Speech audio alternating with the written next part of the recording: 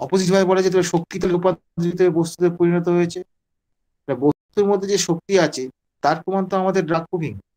প্রত্যেক আমার মানে একটা ইনার্ট সাবস্টেন্স, সাধারণ লবণ যেটা আমরা খাই, সেটা ইনার্ট সাবস্টেন্সের মধ্যে শক্তি কত লুকিয়ে আছে সেটা তো আমরা ড্রাগ কুকিং করে পেয়েছি। হ্যাঁ, হ্যানিম্যান সেই জায়গাটা করে গিয়েছে।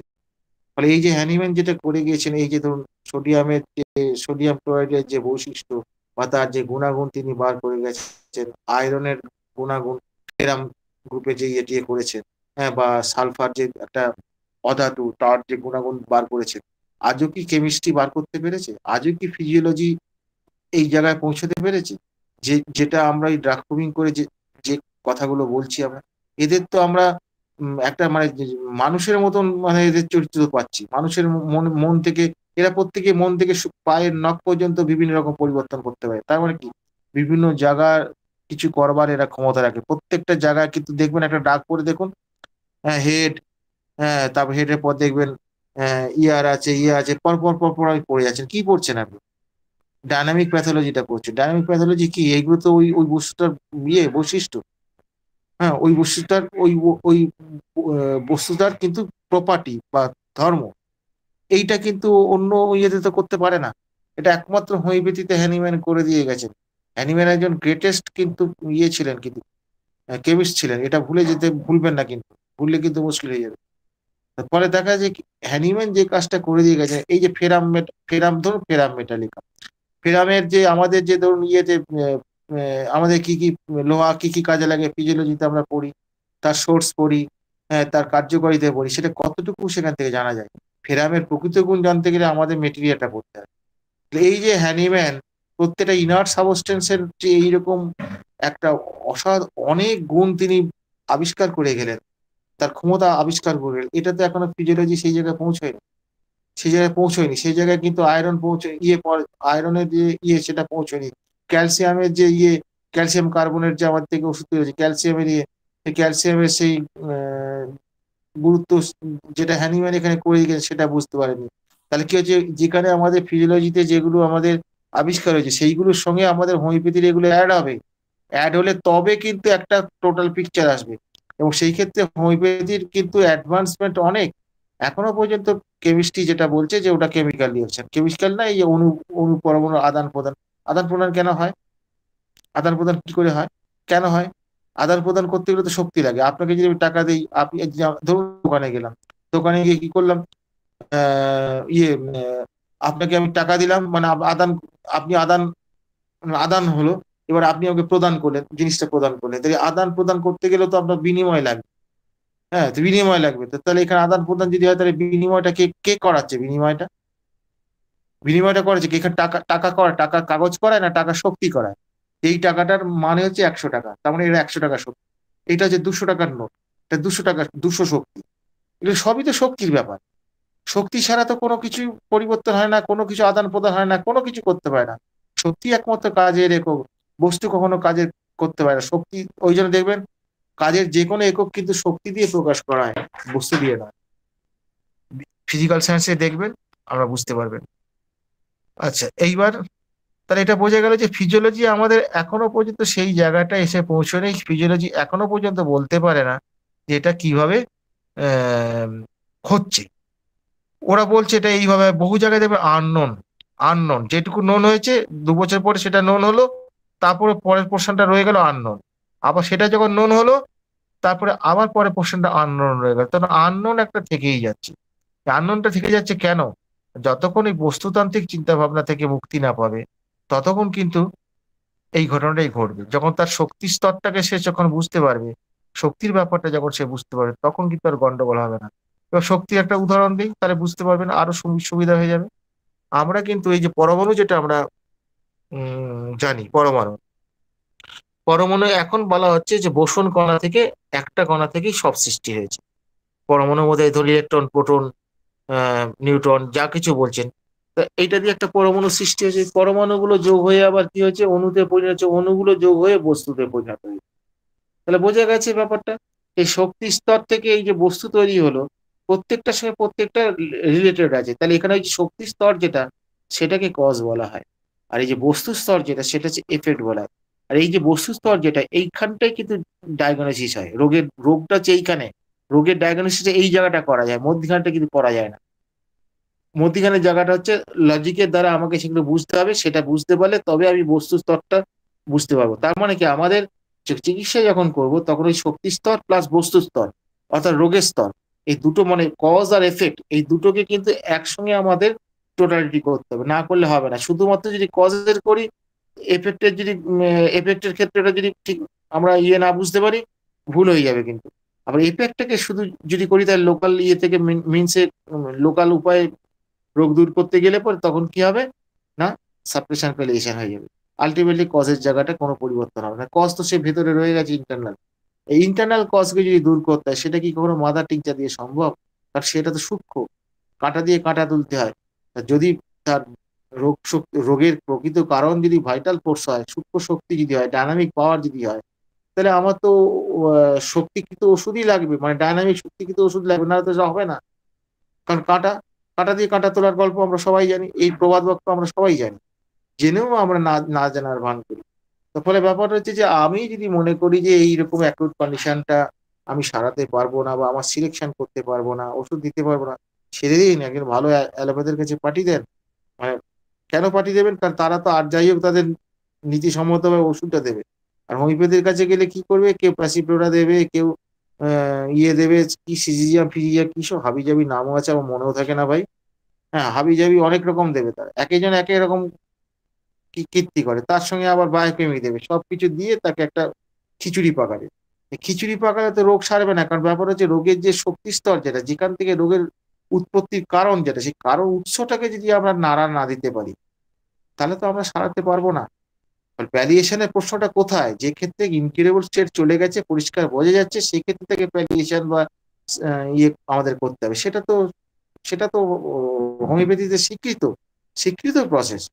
সেটা যেখানে স্বীকৃত প্রসেস, সেখানে সেই অনুযায়ী করবো। তো সব জায়গায় করবো নাকি আমরা? ফলে আমাদের এইগুলো একটু ভাবতে হবে, এবং সিকনেসটাকে বোঝার চেষ্টা করবো। সিকনেস বুঝতে গেলে কিন্তু মেডিকেল নলেজটা কিন্তু অত্যন্ত জরুরি, কিন্তু এইটি খুব ভালো করে না জানলে কিন্তু বিপদে পড়বে। তার সঙ্গে ফিলোসফি আপনাকে গাইড করবে। আচ্ছা, এইটুকু বললাম। এরপরে The doctrine of vital force is not admitted by the teachers of physiology. মানে হচ্ছে শারীরবিদ্যার যে শিক্ষকগণ, তারা কিন্তু এই জীবনী শক্তির নীতিটা স্বীকার করেন না। And therefore the homeopath says that true physiology is not yet taught, for without the vital force, without simple substance, without the internal as well as the external, there can be no cause and no relation between cause and effect. এর মানেটা এরকম হতে পারে, তাই homeopath দেখতে পান যে সত্যিকারের শারীরতত্ত্ব এখনো অজানা, কারণ ভাইটাল ফোর্স বা জীবনী শক্তি ছাড়া, সহজ উপাদান ছাড়া, বাহ্যিক ও আভ্যন্তরীণ উভয় দিক ছাড়া কোনো কারণ থাকতে পারে না। আর তাই কারণ ও ফলাফলের মধ্যেকার যে যোগসূত্র, সেটাও সঠিকভাবে প্রতিষ্ঠিত হয় না। খুব খুব খুব দামি কথা বলেছে, এটা খুব দামি কথা বলেছেন কেন। সেটা হচ্ছে কি, যে ধরুন যখন কনস্টিটিউশনাল মেডিসিন যখন আমরা দিচ্ছি, আমরা ধরুন দেওয়ার পর কি হলো, তার প্যাথোলজিক্যাল স্টেটটা কিন্তু হয়তো কিছু বাড়লো। এবার ফিজিওলজিক্যাল স্টেটে আমরা কি দেখতে পাচ্ছি, ফিজিক্যাল স্টেটে দেখা গেল খিদেটা বাড়লো, ঘুমটা ভালো হতে শুরু করেছে। আর এই যে ভালোটা হচ্ছে যখন আমরা দেখতে পাচ্ছি, তখন তাহলে আমরা কি বুঝতে পারছি, যে তার ফিজিওলজি স্টেটটা, তাহলে আমাদের এই যে একটা সূক্ষ্ম ওষুধ, এই যে ডাইনামিক পাওয়ার তার প্যাথোলজির উপর যেমন কাজ করছে, প্যাথোলজিকে ধরুন একটা পেশেন্ট আলসার আছে, ধরুন হ্যাঁ, আলসারটা ওষুধ খেয়ে প্রথমে বাড়লো, তার সঙ্গে দেখা গেল পাশাপাশি দেখা গেল তার খিদেটা বেড়েছে, তার ঘুমটা ভালো হচ্ছে, তার মেজাজটা শান্ত হয়েছে। তাহলে এইখান থেকে মেজাজটা ফিজিওলজির মধ্যে আসবে না যদিও, কথা হচ্ছে যে তাহলে এইখান থেকে এই যে তার খিদেটা বাড়লো, পায়খানা ভালো হতে শুরু করেছে, এই ফিজিওলজিক্যাল প্রসেস গুলো ঠিক হতে শুরু করেছে। তাহলে এই প্যাথোলজির সঙ্গে ফিজিওলজিক্যাল প্রসেস একটা সম্পর্ক আছে, আর এটা হলো কি করে? তাহলে ব্যাপারটা হচ্ছে যে প্যাথোলজিক্যালটা বাড়লো বটে, কিন্তু বাড়লেও কিন্তু ফিজিওলজির প্রসেসটা ইমপ্রুভ করতে শুরু করেছে। তাহলে কি হচ্ছে, ফিজিওলজিটা যখন পারভার্টেড ফিজিওলজি যখন হবে, পারভার্টেড ফিজিওলজি তো অ্যাকচুয়ালি প্যাথোলজি, পারভার্টেড ফিজিওলজি। তো ফলে এই পারভার্টেড ফিজিওলজির পারভার্সন হচ্ছে কি করে? পারভার্সন যদি হচ্ছে একমাত্র কোনো শক্তির দ্বারা হচ্ছে, শক্তি ছাড়া সম্ভব না এটা। কারণ ফিজিওলজিটা নর্মাল ওয়েতে যদি চলে, মানে জীবনী শক্তি যদি তার নর্মাল ফিজিওলজি ইয়ে করে, সেখানে তো পারভার্সন হওয়ার কোনো রাস্তা নেই। পারভার্সন হতে গেলে অবশ্যই হবে যে সেখানে নিশ্চয়ই কেউ তাকে পারভার্সন করছে। এই পারভার্সনটা কে করছে? না ডায়নামিক ফোর্স করছে। আজকে ধরুন আপনার টেবিলের উপর যে বইটা আছে, বইটা টেবিলের উপর আছে, ওই বইটা আপনার বিছানায় যাবে কি করে? কেউ যদি ওটা সরিয়ে না নিয়ে যায়। তা যে কোনো কাজ হতে গেলে তার পেছনে একটা শক্তির প্রয়োগ তো লাগবেই, শক্তির প্রয়োগ ছাড়া কোনো কাজই সম্ভব না। তাহলে এখানেও তাহলে সেই এই যে আমরা ফিজিওলজির ক্ষেত্রে যেটা দেখতে পাচ্ছি, এখানেও কিন্তু যেটা আমাদের পড়ানো হচ্ছে, যেটা সেই পড়ানো যেটা হচ্ছে, সেখানে কিন্তু শক্তি তত্ত্ব নেই, কিন্তু সেখানে শুধু কার সঙ্গে কার যোগ হচ্ছে, কে ইয়ে করছে, কে যাচ্ছে, কে ঢুকছে, কে বেরোচ্ছে, এই গল্পটা আছে। সেটা করছে কেন, করাচ্ছে কে, সেই গল্পটা নেই। সোজা কথা, ওর পেছনে যে ভাইটাল ফোর্স বা ভাইটাল প্রিন্সিপাল আছে, এই গল্পটা কিন্তু নেই। কারণ ওটা জড়তত্ত্ব, জড় বিজ্ঞানের ধারণার জন্য হচ্ছে কি, এটা শক্তিটাকে মানতে পারে না। অথচ এরা বলে, জড়বিজ্ঞান বলে শক্তি আর এর মধ্যে একটা সম্পর্ক আছে, সেটা তো আইনস্টাইন বলেছেন। তবু তারা কিন্তু এই জড়কে জড়ভাবেই দেখেন। এর পেছনে যে ডায়নামিক পাওয়ার আছে, শক্তি আছে, সেই শক্তিটাকে কিন্তু তারা মান্যতা দেন না। এই মান্যতা না দিলেই যত গন্ডগোল, রোগ শক্তির ক্ষেত্রেও তাই। কারণ যে কোনো পরিবর্তন হতে গেলে কিন্তু আপনার শক্তি লাগবে। যেমন ধরুন আমি যদি আপনার গায়ে যদি একটা আঁচড় কেটে দিই, আঁচড় কেটে দিলে আপনার নুন ছালটা উঠে যাবে। কেন উঠে যাবে? কারণ আমি শক্তি প্রয়োগ করেছি। আমি যদি ওখানে একটা যদি ঘুষি মারি, ওই জায়গাটা কিন্তু ফুলে লাল হয়ে যাবে। কেন না? আমি শক্তি প্রয়োগ করি। শক্তি প্রয়োগ ছাড়া কোনো কিছু পরিবর্তন হয় না। এই যে আপনি যে লিখছেন, ধরুন পেন দিয়ে লিখছেন, পেন কি লেখে? পেন তো লেখে না। পেনের মধ্যে যে কালি আছে, সেই কালিটা কি করছে? আপনি আপনার ইচ্ছা শক্তি অনুসারে, ইচ্ছা শক্তি অনুসারে আপনি লিখছেন। আপনার জ্ঞানটাকে যে প্রকাশ করবে, সেটা তো ইচ্ছা শক্তি অনুসারেই করবেন, যে আমি এটা লিখবো, এই বিষয়টা লিখবো। ইচ্ছাটা আগে হবে তো। ইচ্ছাটা কি? ইচ্ছাটা তো শক্তি। এবার এবার এবার তাহলে কি, আপনি লিখলেন, লেখার পর আপনার ভাষাটা আসবে। এবার আপনার ইচ্ছা শক্তি যদি ইয়ে হয়, মানে এবার ইচ্ছা শক্তি অনুসারে আপনি লিখলেন, তাহলে লেখাটার জন্য পেন দায়ী নয়, কালিও দায়ী নয়। এর একটা মাধ্যম মাত্র, এর একটা মাধ্যম মাত্র। হ্যাঁ, কারণ ব্যাপার হচ্ছে, শক্তি থেকে জড়কে তো আলাদা করা যাবে না, ইনসেপারেবলি বাউন্ড টুগেদার। শক্তি এবং জড় পদার্থ ইনসেপারেবলি বাউন্ড টুগেদার। এই জন্য আমাদের মাথায় রাখতে হবে যে শক্তিকে আমরা গুরুত্ব যথেষ্ট দেবো, এর পাশাপাশি স্থূল যে অবস্থাটা, সেটাকেও আমরা গুরুত্ব দেবো, তুলনায় কম দেবো। আর উল্টোটা করলে কিন্তু বিপদ আছে। এই স্থূল অবস্থাটাকে যদি বেশি গুরুত্ব দিই, শক্তিটাকে যদি আমরা প্রাধান্য না দিই, তাহলে কিন্তু আমাদের গন্ডগোল হয়ে যাবে। আর শক্তি স্তরটাকে না বুঝলে আমি সিকনেসটাকে বুঝতে পারবে না। কারণ শক্তি স্তর প্রথমেই তো দেহতে কাজ করে না, আগে সে মনস্তরে কাজ করে। মনস্তরে কাজ করে মানে কি, যে স্তরটার অ্যানাটমিক্যাল কোনো পজিশন নেই। হোমিওপ্যাথি কিন্তু মনে রাখবেন, হোমিওপ্যাথি কিন্তু মূল জায়গাটা হচ্ছে নন অ্যানাটমিক্যাল পজিশন। মন তো অ্যানাটমি কোনো ইয়ে দেখাতে পারবে যে এই জায়গাটা মন থাকে? দেখানো যাবে না। ওই স্তরটা তো আগে ইয়ে হয়, ওই বিচ্যুত হয়। তাহলে বোঝা যাচ্ছে এখানে অ্যানাটমি দিয়ে এটা বোঝা যাবে না।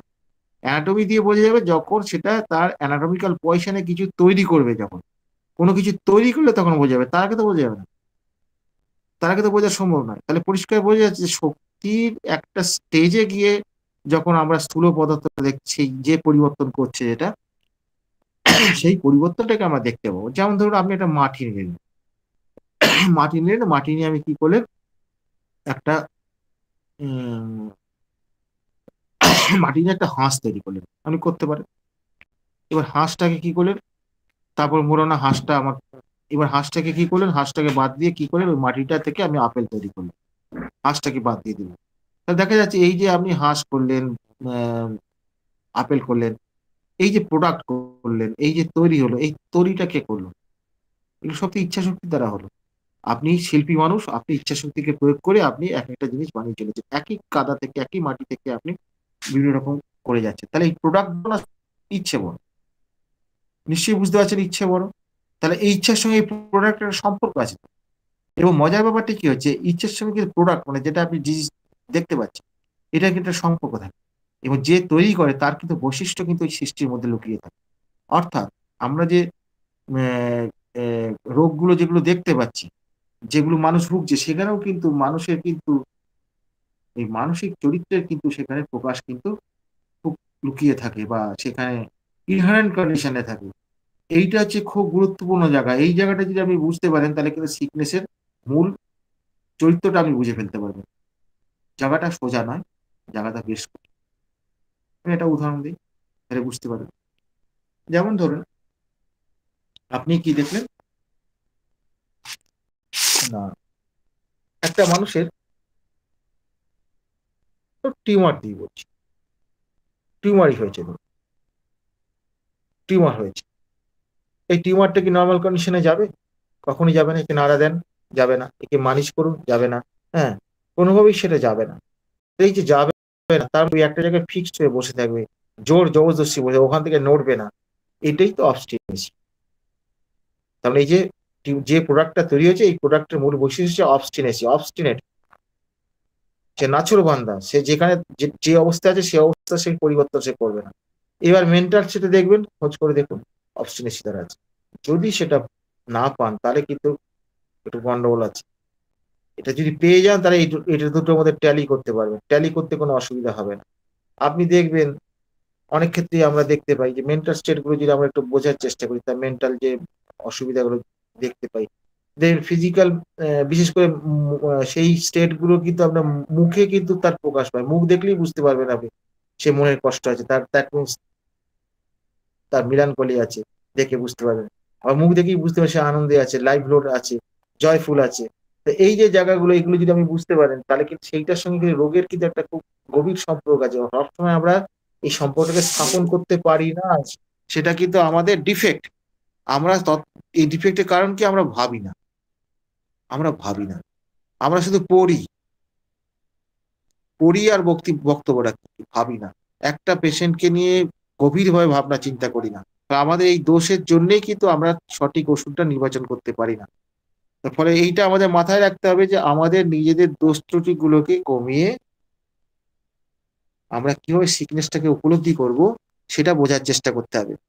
শুধুমাত্র ডিজিজ ডায়াগনোসিস করে কিন্তু চিকিৎসা হবে না, ক্লিনিক্যাল ইয়ে করে হবে না। এবং আরেকটা মজার ব্যাপার হচ্ছে কি যে অনেকে আজকাল দাবি করেন সেটা হচ্ছে কি না অযথা প্রশ্ন আমি করব না, করে সময় নষ্ট করব না। এই প্রশ্নটার যেমন একটা লজিক্যাল দিক আছে, আবার এর একটা অন্য দিকও আছে, ইলজিক্যাল দিকও আছে। সত্যি তো আমি সময় নষ্ট করব কেন? সময় অত্যন্ত মূল্যবান। আমি আবোল-তাবোল প্রশ্ন করে আমি সময় নষ্ট করব কেন? এটা খুব, খুব যুক্তিসম্মত কথা মনে হবে। আবার এই কথাটা আবার একটু যদি ঠান্ডা মাথায় ভাবি, এই কথাটা একটা অ্যাকচুয়ালি প্রেজুডিস কথাবার্তা। মানে হোমিওপ্যাথিকে কুঠারাঘাত করে সর্বনাশ করার কথাবার্তা। কেন সর্বনাশ করার কথাবার্তা? একটু আসি। আমি যদি আগে থেকেই ধরে নিয়ে থাকি যে আমি এই ধরনের প্রশ্নগুলো করব। আমি একটা রোগ নিয়ে এসেছি। এই রোগের রিলেটেড প্রশ্নগুলো করব। একটা কোনো রোগ নিয়ে এসেছি, রিলেটেড প্রশ্ন করব। রিলেটেড বাদ দিয়ে যেটা আসবে না সেটা করব না। তাহলে ১ম এই আমি কি করছি? রোগ দিয়ে রিলেটেড দিয়ে আমি তার অলরেডি ড্রাগ গুলোকে ইভালুয়েশন করতে শুরু করেছি। What is this? This is homeopathy? এটা কখনোই হোমিওপ্যাথি হতে পারে না। হোমিওপ্যাথিতে তাহলে তার সার্বিক চিত্র কোথায়? সার্বিক চিত্র নেই। ফলে এই যে রোগের ইয়ে সে যত বড়ই পণ্ডিত হোক, প্যালিয়েশন সাপ্রেশন হবে, অ্যাক্সিডেন্টালি কিওর হবে। ফলে ব্যাপারটা হচ্ছে কি এই যে আমি যে এই যে ভাবনা চিন্তাটা করছি আগে থেকে ধরে নিচ্ছি যে আমি কিছু আজে বাজে কথা জিজ্ঞেস করবো না। আরে আমরা কি জিজ্ঞেস করবো কে বাবা? পেশেন্টের কোন সিমটমটা গুরুত্বপূর্ণ? পেশেন্ট যেটা স্বতঃস্ফূর্তভাবে বলবে, আনকন্ডিশনালি যেটা বলবে, এইটা হচ্ছে গুরুত্বপূর্ণ। আর আমাদের কাজ হচ্ছে কি পেশেন্টকে একটু করে খুঁচিয়ে দেওয়া, পিক করে দিলে সে বলতে থাকবে। এই তো আমাদের কাজ। ফলে ব্যাপার হচ্ছে যেখানে স্বতঃস্ফূর্ততা নেই, কারণ আমি তো তাকে জিজ্ঞেস করবো না। আমি তো তাকে বেশি কিছু জিজ্ঞেস করবো না। আমি তো ধরেই নিয়েছি আগে থেকে যে আমার এই রোগ হয়েছে, এই রোগের রিলেটেড এই প্রশ্ন আমাকে করতে পারি, এর বাইরে আমার করা চলবে না। এটা কি হোমিওপ্যাথি? কখনোই হতে পারে না এটা। এরকম সীমাবদ্ধতার কথা হ্যানিম্যান কোথায় বলেছে? আজকে আমরা যখন চিকিৎসা করতে যাই তখন আমরা প্রেজেন্ট কমপ্লেনে হয়তো প্রেজেন্ট কমপ্লেন যেটা আছে সেই কমপ্লেনের উপর ভিত্তি করে ওষুধই দিলাম না। ওষুধটা দিলাম কোথায়? তার ফ্যামিলি হিস্ট্রির উপরে। ওষুধটা দিলাম কোথায়? তার পাস্ট হিস্ট্রির উপর ভিত্তি করে দিলাম। বহু ক্ষেত্রে আমরা এরকম করে থাকি, যারা একটু সিনিয়র চিকিৎসক তারাই এটা স্বীকার করবে। তাহলে আমি এখানে ক্লিনিক্যাল জিনিসটা, এই যে ভাবনাটা, এই যে জুনিয়র চিকিৎসকদের মধ্যে এরকম একটা ভুল ধারণা ঢুকিয়ে দেওয়ার চেষ্টা হচ্ছে, হ্যাঁ, এগুলো কিন্তু সতর্ক থাকতে হবে। কারণ ব্যাপার হচ্ছে যে আপনার ধরুন রিউমেটিক, ধরুন আপনার ইয়ে হয়েছে, ধরুন ওই কি বলে ইউরিক অ্যাসিড হয়েছে, ইউরিক অ্যাসিড পায়ের এই জায়গাটা হচ্ছে, এই পায়ের গোড়ায় এটা হলো ইউরিক অ্যাসিডে এই ফাংশন, ইউরিক অ্যাসিড রিলেটেড আমি কোশ্চেন করবো কেন? ওয়াই? ডিজিজ রিলেটেড কোশ্চেন আমি কেন করবো? হ্যানিম্যান কি সে কথাটা বলেছেন? হ্যানিম্যান তো বলেননি কোথাও। তো তাহলে সেখানে আমার কি কথা, টোটাল আমাকে চিন্তা ভাবনা করতে হবে। তো আমি তাকে প্রশ্ন করব কেন? প্রশ্নটা আমি আগে থেকে ভেবে নিচ্ছি কেন যে আমি এইগুলো করবো না, এটা করবো, ওটা করবো না? আমার তো ভাবনার জায়গা নেই, আমি রেফারির মতন কাজ করব।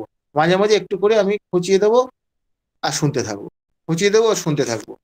তাহলে ব্যাপারটা হচ্ছে কি, তাহলে আমি তাহলে ওখানে কি কি জিজ্ঞেস করবো না জিজ্ঞেস করবো, এটা তো আগে থেকে আমি সিদ্ধান্ত নিতে পারি না। পেশেন্ট মুখ না খুললে, পেশেন্ট মুখই খুললো না, আর আমি ওখান থেকে সিদ্ধান্ত নিয়ে বসে নিলাম। এই এই ধরনের ক্লিনিক্যাল প্র্যাকটিস গুলো খুব ডেঞ্জারাস। তবে ব্যাপার হচ্ছে কি, এইরকম করলে পরে প্র্যাকটিসটা জমে ভালো, মানে প্র্যাকটিসটা জমে ভালো। সেই প্র্যাকটিসের কোয়ালিটি নিয়ে আমি কিছু বলতে চাইছি না, হ্যাঁ, প্র্যাকটিসটা জমে ভালো। কিন্তু এটা তো আমাদের পথ না, আমাদের নীতি নীতি মেনে তো আমাদের এগোতে হবে। নীতি মেনে যদি আমরা না এগোই, আমরা এর আগে আমরা 12 অবজারভেশন পড়েছি, সেখানে আমরা 12 নম্বর অবজারভেশনে রেখেছি যে লোকাল পার্টের উপর চিকিৎসা করবে, ক্লিনিক্যাল চিকিৎসা করলে পরে আলটিমেটলি কি সর্বনাশ হবে। আমরা জেনে শুনেও কিন্তু আমরা যেন চুপ করে বসে থাকি। এবং আমাদের এই অভ্যাসটা কি হয় জানেন তো, এই অভ্যাসটা রুগীর উপর করতে করতে, যখন আমার প্রিয়জনের উপরে যখন আমি এই অভ্যাসটা প্রয়োগ করব, তার ফলটা কি ভালো হবে? তখন কিন্তু আমি উপযুক্ত হোমিওপ্যাথি তার সঙ্গে করতে পারবো না, কারণ আমি তো অভ্যস্ত হয়ে গেছি ওইভাবে হোমিওপ্যাথি করার জন্য। হোমিওপ্যাথি করতে গেলে কিন্তু সিকনেসটাকে খুব ভালো করে বুঝতে হবে, সিমটমস গুলোকে ভালো করে কালেকশন করতে হবে। আগে থেকে ভেবে রাখা চলবে না যে আমি এই প্রশ্ন করবো না, এই ধরনের প্রশ্ন করবো, এরকম ব্যাপারটা নয়। পেশেন্ট যেমন বলবে, পেশেন্টের বলার মধ্যে থেকে পেশেন্টের এক একটা ওয়ার্ডকে ধরে টুক করে প্রশ্ন করা, আপনি যে এই কথাটা বললেন একটু বুঝিয়ে বলুন, বা এটা একটু এটা ওইটার উপর ভিত্তি করে বলে যে এটা কখন বাড়ে কখন কমে, এগুলো জিজ্ঞেস করি। তার মানে কি, পেশেন্টের কথার উপরে আপনাকে কথা বলতে হবে। আপনি কিন্তু কথা সৃষ্টি করবেন না, আপনি কথা সৃষ্টি করবেন না, এটা করলে খুব বিপদ আছে। এবং ওই জন্য লিডিং কোশ্চেনের কথাটা কিন্তু আমাদের যেমন বারণ করা আছে, লিডিং কোশ্চেন করবেন এটা যেমন আমাদের নিষেধ আছে, তেমনি আগে থেকে ভেবে রাখা চলবে না যে পেশেন্টকে আমি এই ধরনের প্রশ্ন করব, ওই ধরনের করবো না। এই রোগের, এই রোগ হয়েছে, এই রোগের ডায়াগনোসিস আমি জানি, আমি ডায়াগনোসিস খুব ভালো জানি, ধরুন প্যাথোলজি আমার রিপোর্ট দেখলাম এই হয়েছে, তা আমি তাকে এর বাইরে জিজ্ঞেস করবো না কেন? কেন জিজ্ঞেস করবো না? কোথা থেকে তার ওই তার ওই ওই যে ক্লুটা, তার প্রেসক্রিপশনের ক্লুটা যে কোথায় লুকিয়ে আছে, এটা কি কেউ বলতে পারে? তাহলে আমি প্রশ্ন কেন করবো না? ফলে এই জায়গাগুলো কিন্তু আমাদের একটু সতর্ক হতে হবে। প্রশ্ন আপনাকে করতে হবে কিরকম, পেশেন্টের কথার পরিপ্রেক্ষিতে প্রশ্নটা করতে হবে। নিজে প্রশ্ন যতটা সম্ভব কম করা যায়, অর্থাৎ নিরপেক্ষ যতটা থাকা যায়, ততই কিন্তু রোগীর পক্ষে মঙ্গল। হ্যাঁ, যখনই আমরা একটা ডিজিজ ডায়াগনোসিস করে যখন ডিজিজ ওরিয়েন্টেড প্রশ্ন করতে শুরু করব, তখন অলরেডি আমরা কিন্তু প্রেজুডিস হয়ে গেলাম অনেকটাই। সেখানে সিকনেসটা ধরা দেবে না। ডিজিজ ধরাটা আমাদের মূল কাজ না, আমাদের কাজটা সিকনেসটা ধরা। সিকনেসটা ধরে এই সিকনেসের পাশাপাশি ডিজিজটাকে আমাকে ধরতে হবে, কারণ সেটা কজ টু এফেক্ট আমাকে কভার করতে হবে, সেই জন্য করতে হবে। সেখানে শক্তির ব্যাপার আছে, পাওয়ারের ব্যাপার ইয়ে আছে, মাত্রার ব্যাপার আছে, এগুলো তো আছেই। এগুলো এবং তার প্রগনোসিসের ব্যাপার আছে, অনেক কিছু আছে, সেগুলোর জন্য আমার দরকার। ফলে এই জায়গাটা পরিষ্কার নিশ্চয়ই আমি বুঝতে পেরেছি, সিকনেসকে জানতে হবে। সিকনেসটা তার মানে কি, রোগী যা বলছে, রোগের নামটা জানলাম, রোগের ডায়াগনোসিস জানলাম, এইটাই শেষ কথা নয়। পাশাপাশি তার রোগীর সিকনেস, সিকনেস কোনটা কোনটা শিখ, ও রোগী শিখ কিভাবে শিখ হয়েছে, কতটা শিখ হয়েছে, এইটা শিখ মানেটা কি অ্যাকচুয়ালি, সেটা বুঝতে চাই। শিখ বুঝতে গেলে একটা পেশেন্টকে সামগ্রিকভাবে আমাদের বিচার করতে হবে, পার্ট বাই পার্ট বিচার করার কোনো উপায় আমাদের নেই। ধন্যবাদ। এরপরে এরপরে আছে now what is meant by the sick. তাহলে দ্য সিক বা অসুস্থ বলতে কি বোঝায়? এরপরেই বলছেন যে it is a man that is sick and to be restored to health, not his body, not his tissue. মানে হচ্ছে মানুষই অসুস্থ এবং তার শরীর বা কলাকোষ নয়। ইউ উইল ফাইন্ড, হ্যাঁ ঠিক আছে, হ্যাঁ বল, মানেটা বলুন, বাংলাটা বলুন। মানেটা হচ্ছে যে মানুষই, ইট ইজ এ ম্যান, মানে মানুষই অসুস্থ এবং তার কলাকোষ বা তার শরীর নয়, এবং to be restore to health, মানে তাকেই, সেই মানুষটাকে, পুরো মানুষটারই স্বাস্থ্য পুনরুদ্ধার করতে হবে, এটাই বলা আছে। হ্যাঁ, এই মানুষটা কি, মানুষটা টিস্যু মানে তো মানুষ নয়। একটা আমার এই পায়ের যে হাড়, তো ফিমার বলুন, ফিমার মানেই তো হাড় নয়, স্কাল মানেই তো মানুষ নয়। মানুষটা হচ্ছে কে, ইন্টারনাল ম্যান। হ্যাঁ, মানে এই মানুষটা আক্রান্ত হয়েছে, এই মানুষটা কি কার দ্বারা আক্রান্ত হয়েছে? শক্তির দ্বারা, রোগ সৃজনী শক্তির দ্বারা। শক্তি দ্বারা আক্রান্ত হয়ে সে কি করছে? সাহায্য চাইছে। সাহায্য চাওয়ার জন্যই বিভিন্ন রকম সিমটম প্রডিউস করছে। এর আগেও আমি বলেছি, এই যে রোগ, সিকনেস বলতে যেটা, সেটা হচ্ছে কি, এটা ডিফেন্সিভ মেকানিজম। সাহায্য চাওয়ার জন্য সে চিকিৎসকের দৃষ্টি আকর্ষণ করার জন্য এগুলো সে তৈরি করছে, সিমটম গুলো তৈরি করেছে। এগুলো আক্রমণ নয়। অন্যান্য ডিজিজেস, ওদের সঙ্গে কনসেপ্টের সঙ্গে আমাদের কনসেপ্ট কিন্তু মিলছে না। এটা কিন্তু আমাদের মাথায় রাখতে হবে। ফলে এই জায়গাটা সতর্ক না হলে কিন্তু আমরা কি করব? আমরা গুলিয়ে ফেলবো ডিজিজের সঙ্গে সিকনেসকে, গুলিয়ে ফেলবো। মানে ডিজিজের সঙ্গে সিকনেস, মনে রাখতে হবে ডিজিজ হচ্ছে সিকনেসের একটা পার্ট মাত্র। ফলে আমাদেরকে মূল জায়গাটা যেটা সিকনেস, সেটাকে আমাদের বেশি গুরুত্ব দিতে হবে। এটা ভুলে গেলে চলবে না। তারপরে You will find many people who will say I am sick. তুমি দেখবে যে অনেকেই বলবে যে আমি অসুস্থ। They will enumerate pages of symptoms, pages of suffering. তারা পাতার পর পাতা লক্ষণ সমূহ বলে যাবে, কষ্টগুলোর কথা বলবে। They look sick, তাদের অসুস্থ বলে মনেও হবে। বাট, কিন্তু, they, এবং তারা বলবে, they will tell you I have been to the most eminent physicians. আমি অনেক খ্যাতিমান চিকিৎসকের কাছে গিয়েছি। I have had my chest examined, আমার বক্ষ পরীক্ষা করেছি। I have been to the neurologist, আমি স্নায়ু রোগ বিশেষজ্ঞের কাছে গিয়েছি। I have been to the cardiac specialist, আমি হৃদরোগ বিশেষজ্ঞের কাছে গিয়েছি, আমার বুককে বক্ষ পরীক্ষা করেছি। I have been to the neurologist, I have been and the eye specialist has examined my eyes, চক্ষু বিশেষজ্ঞ আমার চোখগুলো পরীক্ষা করেছেন। I have been to the gynecologist and have had my uterus examined, আমি গাইনোকোলজিস্ট বা স্ত্রী রোগ বিশেষজ্ঞের কাছে গিয়েছি এবং আমার এই জরায়ুকে আমি পরীক্ষা করেছি। তেজ দাও ম্যান, মহিলাটি বলবে।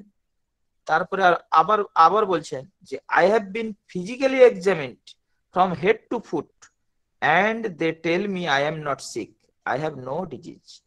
আমি পুরো শরীরটাকে মাথা থেকে পা পর্যন্ত পরীক্ষা নিরীক্ষা করেছি।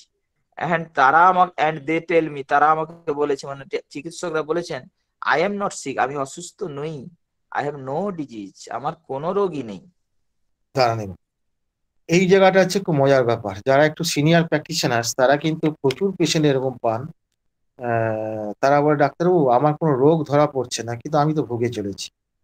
এবং একটা দুটো ঘটনা না, এখন প্রচুর পেশেন্ট এরকম আছে, মানে যারা এই সব রকম টেস্ট করে কোনো কিছু খুঁজে পাওয়া যাচ্ছে না। এটা একটা খুব পাওয়া যাচ্ছে আজকাল। হ্যাঁ, এটা আমি প্রথম প্র্যাকটিস যখন করতাম তখন এতটা পাওয়া যেত না, তো এখন এত বেশি পাওয়া যাচ্ছে। বলে আমার সবকিছু পরীক্ষা, আরে লোকের কথা বাদ দে। আমার যে সার্জিক্যাল অপারেশন হলো আয়ের, আমার ডান চোখের ইয়ে ছিল, ডান চোখের ছানি ছিল, ক্যাটারাক্ট ছিল। আমার তো ইয়ে দুবার পরীক্ষা হয়েছে, রেটিনা রেটিনা দুবার পরীক্ষা, 99% ওকে রেটিনা। তারপর রেটিনার প্রোপাগেশন দেখা হয়েছে। প্রোপাগেশন মানে ওই যে মানে ইয়ে আর কি, ওই যে ইম্পালস প্রোপাগেশন যেটা, ওটা দেখা হয়েছে।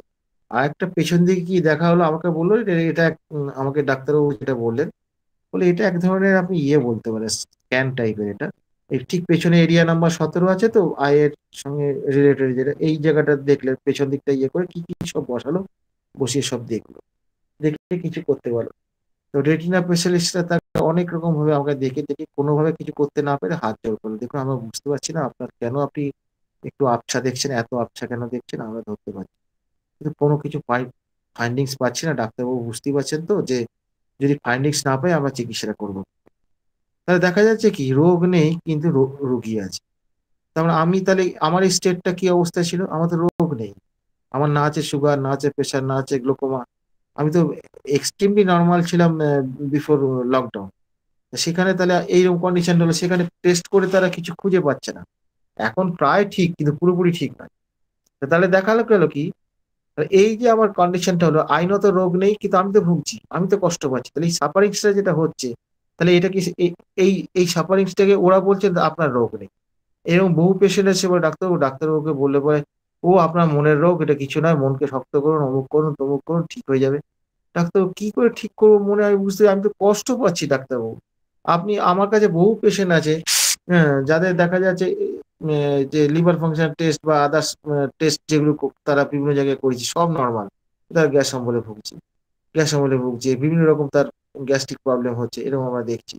হ্যাঁ, তা আমরা মাথা যন্ত্রণা পেশেন্ট আমার একটা আছে, মাথা যন্ত্রণা পেশেন্ট একটা হিস্ট্রি পাওয়া যাচ্ছে, সেটা হচ্ছে কি না মাথা যন্ত্রণা, তার মাথা যন্ত্রণা প্রায় হয় তো কোনোভাবে সারে না, এভরিথিং পরীক্ষা হয়েছে কোনো কিছু ইয়ে করতে পারে না। ডাক্তার বলছে না মাথায় কোনো রোগ নেই, মাথায় রোগ নেই তাহলে আমি কেনই মাথা যন্ত্রণায় ভুগি, এই প্রশ্নের উত্তর তারা দিতে পারছে না। তো এই যে কন্ডিশন যেটা তার রোগ নেই তার মানে ডায়াগনোসিস হচ্ছে না, ডায়াগনোসিস হচ্ছে না মানে কি রোগ নেই? ডায়াগনোসিস যদি নাই হয় তাহলেও কি সেটা রোগ নেই বলবো? তার রোগের তাহলে রোগীর গুরুত্বটা কোথায়? ডায়াগনোসিসের গুরুত্বটা বেশি হয়েছে, রোগীর গুরুত্বতে রোগী যে কষ্ট পাচ্ছে তার যে ব্যবস্থা করা সেটা তো করতে পারছে না তার। এই এই যে যেটা কেসটা বললাম, যেটা এই যে মাথা ব্যথা যেটা কেস, এই কেসটা ছিল কি হিস্ট্রি যেটা পাওয়া গেছিল ওখানে কুকুরে কামড়েছিল, বহু আগে কুকুরে কামড়েছিল, মাথা ব্যথা তার কোনোভাবে যাচ্ছে না। তার সিমটোম্যাটোলজি নিয়ে আমি তাকে কি করলাম, আমি এই যে এক্সাইটিং ফ্যাক্টরটাকে ধরে আমি তাকে ইয়ে দিয়েছিলাম আর কি, লাইসেন দিয়েছিলাম। লাইসেন দিতে তার তো মাথা ব্যথা কোথায় দৌড়ে পালিয়ে গেল খুঁজে পাওয়া গেল না, শুধু পালিয়ে গেল না, শুধু পালিয়ে গেল না, তার হচ্ছে খিদে বাড়লো, পায়খানার ইয়েগুলো চেঞ্জ হয়ে গেল, ঘুমটা হচ্ছিল না, ঘুমের অসুবিধা ছিল, মেমোরি লস হচ্ছিল, মেমোরি লস পর্যন্ত তার রিগেন করে গেল। তাহলে দেখা যাচ্ছে কি এই যে পেশেন্টের ক্ষেত্রে যে আমি এই যে মাথা ব্যথাটা এটা কিন্তু আমি আইনত রোগ বলে প্রমাণ হচ্ছে না, কারণ আমি তো টেস্টে কিছু পাচ্ছি না। তাতে কি পেশেন্ট শান্তি আছে? রোগীটা কি শান্তিতে আছে? রোগী তো শান্তিতে নেই। তার মানে কি এই যে ডিজিজ ডায়াগনোসিস যেটা হয় এটা বাস্তবে কিন্তু একটা রুগীকে কিন্তু সার্বিকভাবে কোনো সাহায্য সে করতে পারে না, যদি তার রিপোর্ট না পায়। এইটা এইরকম পরনির্ভরশীল চিকিৎসা কেন হবে? পরজীবী চিকিৎসা, কিন্তু পরজীবী চিকিৎসা পেলে হবে না হলে হবে না। সেখানে লার্নেড অনেক ম্যান আছে, অনেক তারা পণ্ডিত মানুষ আছেন, তাদের একে যেমন এই এখানে বলছে কার্ডিওলজিস্ট বলছেন, তারপরে গাইনোকোলজিস্ট বলছেন, এই যে বিভিন্ন রকম তাদের কাছে দেখি তারা কি নিউরোলজিস্ট বলছেন, এরা প্রত্যেকে কিন্তু মহাজ্ঞানী, এদের জ্ঞানের ভান্ডার আমাদের তুলনায় অনেক অনেক অনেক বেশি। হলে কি হবে, জ্ঞানের ভান্ডার অনেক বেশি আছে কিন্তু এদের তো নীতি নেই, নীতি নেই বলে আজকে কিন্তু এরা কিন্তু এই রুগীটাকে কি বলছে না আপনার তো কোনো রোগ নেই, আমরা তো কিছু পাচ্ছি না, তাই আমরা পাচ্ছি না তাহলে এটা এরকম হচ্ছে কেন, এর ব্যাখ্যা তারা দিতে পারে না, এটা হোমিওপ্যাথি দিতে পারে। হোমিওপ্যাথি কারণ ওটার উপর নির্ভরশীল, ওটা পেলে ভালো, না পেলেও অসুবিধা নেই। তাহলে দেখা যাচ্ছে কি হোমিওপ্যাথির ক্ষেত্রে এটা সিকনেস, এই সিকনেসের কারণটা কি খোঁজ দিয়ে জানা গেল এই মাথা ব্যথাটার কারণটা কি, সেই যে তাকে কুকুরে কামড়েছিল সেই হিস্ট্রিটা বার করে তাকে লাইসিন 1 mg দিয়েছিলাম, দিতে চলে গেল। তাহলে এই সিকনেসটা কোথা থেকে এসছে, এই মাথা ব্যথাটা কোথায় এসছে? মাথা ব্যথা ওরা অরিজিন খুঁজছে কোথায়, ওরা অরিজিন খুঁজছে মানে ব্রেনের মধ্যে কোনো রকম চেঞ্জ হয়েছে কিনা, হ্যাঁ এইসব খুঁজছে। কিন্তু আমাদের যে হোমিওপ্যাথিক যে অরিজিন আমরা কিন্তু ওইখানে গেলাম, আমরা কি করলাম ডাইনামিক অরিজিনটা খুঁজে ফেললাম, খুঁজে বার করে ফেললাম, তো বার করে ফেলে তাকে ওষুধ দিলাম। তাহলে এই যে জায়গাটা যদি আমরা না বুঝি যে যেখানে কষ্ট আছে সেখানে এক্সাইটিং ফ্যাক্টর থাকবে না, এটা খুব খুব ভাবনার কথা, কিন্তু এটা থাকবে না এটা হতে পারে না, কোনো না কোনো জায়গায় আছে, কোন না কোনো স্টেজে লুকিয়ে আছে, আইদার তার নিজের পেশেন্টের হিস্ট্রির মধ্যে লুকিয়ে আছে, নাহলে তার পাস হিস্ট্রি লুকিয়ে আছে, না বংশ হিস্ট্রি লুকিয়ে আছে। কোন জায়গায় লুকিয়ে আছে খুঁজে বার করতে হবে, এই যে কোন জায়গায় লুকিয়ে আছে খুঁজে বার করতে হবে। ফলে আমি তাহলে আমি এই যে রোগ এবার ধরুন এই যে যারা বলে যে রোগের আমি একটা যারা ক্লিনিক্যাল প্র্যাকটিসের কথা গল্প করেন না আমি রোগে এইরকম রোগ বলে এই রোগের রিলেটেড কোশ্চেন করে তাকে আমি চট করে ইভালুয়েশন করে ওষুধ দিয়ে দেবো। তার এই যে ক্ষেত্রগুলো আছে যেখানে রোগের নাম পাওয়া যাচ্ছে না, সেখানে কিভাবে ইভালুয়েশন করবে, কার ভিত্তিতে করবে, সেই প্রশ্নের জবাব তারা দিতে পারবে। কারণ তারা ওয়ান আইড, এক চক্ষু, হোমিওপ্যাথিকে সার্বিকভাবে দেখার ক্ষমতা তাদের নেই। সমস্যা হচ্ছে যে এদের কাছে রোগীর সংখ্যাটা বেশি, যারা হোমিওপ্যাথি করে তাদের কাছে রোগীর সংখ্যাটা তুলনামূলক কম, কারণ তারা রোগীদের বেশি দেখতে পারেন না, দেখা তাদের পক্ষে সম্ভব হয় না। এই বিবেক বোধ সম্পন্ন মানুষগুলো কিন্তু মানবিক বোধের জন্য, মানবিক মূল্যবোধের জন্য কিন্তু একটা মানুষকে সম্পূর্ণভাবে আরোগ্য করার আপ্রাণ চেষ্টা করে।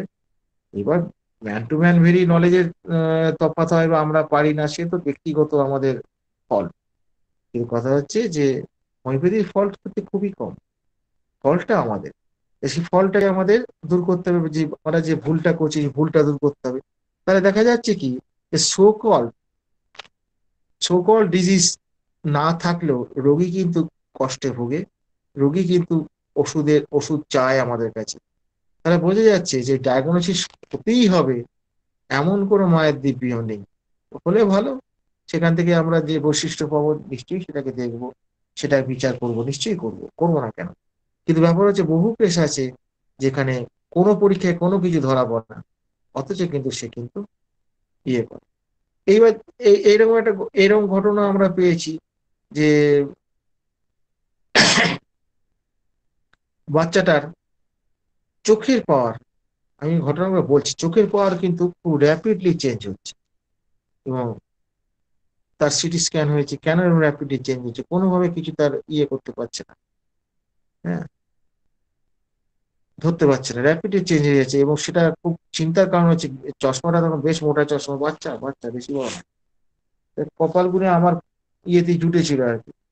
সেইটার হিস্ট্রি থেকে দেখা গেল খাট থেকে বসে পড়ে গেছে। সেই হিস্ট্রিটার উপর ভিত্তি করে আদার সিমটম নিয়ে তাকে আমি মানে আন্নিকা একদম প্রথমে আমি সিএম মেরে দিয়েছিল, একদম প্রথমেই মেরে দিয়ে বসে গেছে। অর্থাৎ রেকর্ডিং করে বুঝেছি যে সিএম দিলে ধাক্কাটা সামলাতে পারবে। এবং সেই সিএম কিন্তু তার ওই ইয়েটাকে রেস্টোর করে দিল, তার এই যে পাওয়ারটা এসে একটা জায়গায় এসে ছোট্ট করে, ছোট জায়গায় এসে পরপর পাওয়ার চেঞ্জ হতে হতে কমতে শুরু করে, কমতে কমতে একটা জায়গায় এসে ফিক্স হয়ে গেল। এখনো পর্যন্ত সে চশমাটা ওই ওই লেভেলই আছে। মনে হচ্ছে একটা চোখে বোধহয় একটু পাওয়ারটা চেঞ্জ হয়েছে, আমি কয়েক মাস আগে দেখা হয়েছিল, আমাকে বলছে। তাহলে দেখা যাচ্ছে কি, তাহলে কোথায় সিকনেস, এই যে চোটটা লেগেছিল এইটা যদি আমি বার না করতে পারি, তাহলে আমি তাকে সারাতে পারবো না। তাহলে আমি সিমটম নিয়ে কি করব, বা রোগের ডায়াগনোসিস নিয়েই বা কি করবো, প্রচুর হোক করবো, আমরা কিচ্ছু করতে পারবো না, কিচ্ছু করতে পারবো না, যত বড়ই পণ্ডিত হই না কেন। ফলে দেখা যাচ্ছে কি আমাদের তাহলে পেশেন্টের কাছ থেকে তার কোন জায়গাটা জীবনের কোন অংশটা তার বিচ্যুতি হয়েছে। জীবন তো একটা প্রবাহ, লাইফ হচ্ছে একটা প্রবাহ। হ্যাঁ, তার জীবন যদি একটা প্রবাহ হয়, এই প্রবাহের মধ্যে কোথায় পূর্বপুরুষের জায়গায় বিচ্যুতি হয়েছে, না তার অতীতে বিচ্যুতি হয়েছে, না বর্তমান জীবনে বিচ্যুতি হয়েছে, কোথায় বিচ্যুতি হয়েছে, সেই সেই বিচ্যুতিটা সেটাই তো আনকমন পিকুলিয়ার। সবচেয়ে বেশি আনকমন পিকুলিয়ার কোনটা সেটা তো বার করতে হবে পেশেন্টের মধ্যে, এইটাকে তো ইঞ্জিন করতে হবে। এটাকে ইঞ্জিন করে পেছনে আনকমন বাকি কামরাগুলো চলবে, মানে বাকি কামরা বলতে সেগুলো আনকমন পিকুলিয়ার। হ্যাঁ, কিন্তু আগে কোনটা কোনটা সবচেয়ে বেশি আনকমন পিকুলিয়ার, এই জায়গাটা কিন্তু আমাদের ডায়াগনোসিস করতে হবে। এইটা diagnosis of the patient, diagnosis of the diagnosis of the disease নয়, আমাদের করতে হয় ডায়াগনোসিস অফ দ্য পেশেন্ট। এটা অনেক বেশি, ডায়াগনোসিস অফ ডিজিজ অনেক সোজা, নিজে না পারলে ল্যাবরেটরি লোকেরা করে দেবে। ডায়াগনোসিস অফ দ্য পেশেন্ট কিন্তু কেউ করতে পারবে না, ওটা আপনাকেই করতে হবে। সেই জন্যই তো অল হোমিওপ্যাথ আর সেলফ টট। সেই জন্যই তো প্রত্যেকটা হোমিওপ্যাথ হচ্ছে স্বশিক্ষিত, কেউ কাউকে শেখাতে পারে না। নিজের শেখার তাগিদ যদি ভেতর থেকে না আসে, আপনি কখনোই হোমিওপ্যাথ হতে পারবেন না। পণ্ডিত হবেন, বড় বড় কথা বলবেন, রুগী সারাতে পারবেন। রুগী সারাতে গেলে আপনাকে স্বশিক্ষিত হতে হবে। স্বশিক্ষিত মানে কি, মানবতা বোধ সম্পন্ন একজন মানুষ হতে হবে। তবেই আপনি কিন্তু হোমিওপ্যাথি যে সত্যগুলোকে উপলব্ধি করতে পারবেন, উপলব্ধি করে খুঁজে বার করবেন যে কোন জায়গাটা থেকে একে হিট করলে পরে কোন অ্যাসপেক্ট থেকে আমি একে আক্রমণ করলে রোগটা আরোগ্য হবে, রুগীটা আরোগ্য হবে। এটা আমাদের মাথায় রাখতে হবে। তাহলে হোমিওপ্যাথি কিন্তু খুঁজে খুঁজে বার করে আপনাকে তন্ন তন্ন করে খুঁজে আপনাকে রোগী আরোগ্যে চেষ্টা করতে হবে। সেটা করতে গেলে সময় লাগবে, সময় ছাড়া হবে না। তার ফলে ব্যাপারটা হচ্ছে কি, যে আমরা এই সময়টা রোগীদের দিতে চাই না। আমরা সবসময় ভাবি যে তাড়াহুড়ো করে ছোটখাটো করে ফটাস করে মেরে দেবো। হ্যাঁ, এটা তো ছেলে খেলা নয় একটা মানুষের স্বাস্থ্য নিয়ে। এটা ছেলে খেলা নয়। তাহলে আমাদের মনে রাখতে হবে, রোগীটাকে চিনতে হবে। রোগ থাকুক আর না থাকুক, রোগী, শুনুন একটা কথা মনে থাকবে, রোগ থাকলে পরে, ডিজিজ থাকলেও সিকনেস থাকবে, ডিজিজ না থাকলেও সিকনেস থাকতে পারে। যেটা এখানে গল্পটা যেটা কেন বলছেন, তার মানে কি, সিকনেস কিন্তু রোগের উপর নির্ভরশীল না, বরঞ্চ রোগটা সিকনেসের উপর নির্ভরশীল। তাহলে আরো পরিষ্কার হয়ে গেল। আরো সোজা কথা বলতে পারি যে ডিজিজের জন্য দায়ী হচ্ছে সিকনেস, কিন্তু সিকনেসের জন্য কিন্তু ডিজিজ দায়ী না। এটা মাথায় রাখতে হবে। মানে এই যে জায়গাটা, যেটা অনেক হয়তো বলতে পারে যে দীর্ঘদিন ভোগার পরে এই হয়েছে, অমুক হয়েছে, তমুক হয়েছে, ওটা তো ওটা তো আফটার এফেক্ট, ওটা তো সিকনেস বলা যাবে না। ফলে আমাদের বুঝে সুঝে এগোতে হবে। সিকনেস বলতে কি বোঝায় সেটাকে আমাদের খুব ভালো করে বুঝতে হবে। পেশেন্টের মধ্যে কোন সিকনেসের ক্ষেত্রে মূল বিষয়টা কি, কোন জায়গাটায় তার পরিবর্তন হয়েছে, কোন পরিবর্তনের ফলে তার জীবন প্রবাহ অন্যদিকে বইছে, অন্য খাতে বইছে, অর্থাৎ তাকে রোগের কষ্ট প্রদান করছে, কোন খাতে বইলে, সেই জায়গাটা কিন্তু খেয়াল করে আমাদের বার করতে হবে। বার করতে পারলে তবেই আমরা রোগীটাকে সারাতে পারবো, আদারওয়াইজ সারাতে পারবো। এরপরে হ্যাঁ স্যার, এরপরে আছে many a time have I hard this story after getting 3 or 4 pages of symptoms. 3-4 পাতা লক্ষণ সমূহ লেখার পরে এরকম আমি অনেক গল্প শুনেছি। What does it mean? এর মানেটা কি? It is true, if that state progresses there will be evidences of disease. যদি এরকম যদি এরকম অবস্থাটা চলতে থাকে, তাহলে নিশ্চিতভাবে কিছু রোগের এভিডেন্স বা প্রমাণ খুঁজে পাবো আমরা। তারপরে তারপরে বলছে that is evidences which the pathologist may discover by his physical examination. মানে এই এভিডেন্সেস অফ ডিজিজ মানে বলছেন যে যেগুলো প্যাথোলজিস্টরা শারীরিক পরীক্ষার মাধ্যমে খুঁজে পান। But at present the patient is not sick, says the learned doctor. কিন্তু শিক্ষিত চিকিৎসকগণ বলছেন যে এখন কিন্তু রোগী অসুস্থ নয়। But what do all this symptoms mean? তাহলে এই সমস্ত সিমটমস গুলি বা কি ইঙ্গিত দিচ্ছে? যেমন ধরুন, I do not sleep at night, সেই সিমটমস গুলো বলছে রোগী যে আমি রাতে ঘুমোতে পারছি না। I have pains and aches, আমার ব্যথা আছে, যন্ত্রণা আছে। My bowels do not move, আমার কোষ্ঠকাঠিন্য আছে, পায়খানা ঠিকঠাক হচ্ছে না। তাহলে এই সিমটমস গুলো কি? এগুলি বলতে এখানে খুব এখানে খুব সুন্দর বলেছে যে পাতার পর পাতা লক্ষণ আছে আমার। হ্যাঁ, পাতার পর পাতা লক্ষণ আছে, কিন্তু সেখান থেকে আমরা প্রেসক্রাইব করতে পারবো না, সে কথাটা কিন্তু কেন্ট এখানে বলছেন। তার মানে কি, সেখানে সেই পাতার পর পাতা যে লক্ষণগুলো আছে তার মধ্যে সিক ইমেজটাকে কিন্তু প্রকাশ করছেন। সিক ইমেজটা প্রকাশ করছে না বলে সেখান থেকে আমরা কিছু করতে পারবো না।